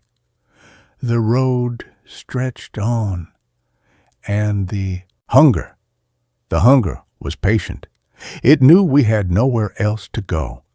It knew we would have to drive forward, towards the sign, towards the outstretched hands waiting in the dust. Because turning back wasn't an option. There was no back. There was only the road, and the things that watched from the edges of the world, and the terrible gnawing emptiness that followed in their wake. Maya started to hum a tuneless, shaky sound, just to fill the silence. But the silence swallowed it whole. The figures didn't move. They just watched and waited. For the engine to start again, for the tires to roll forward, for the next course to begin.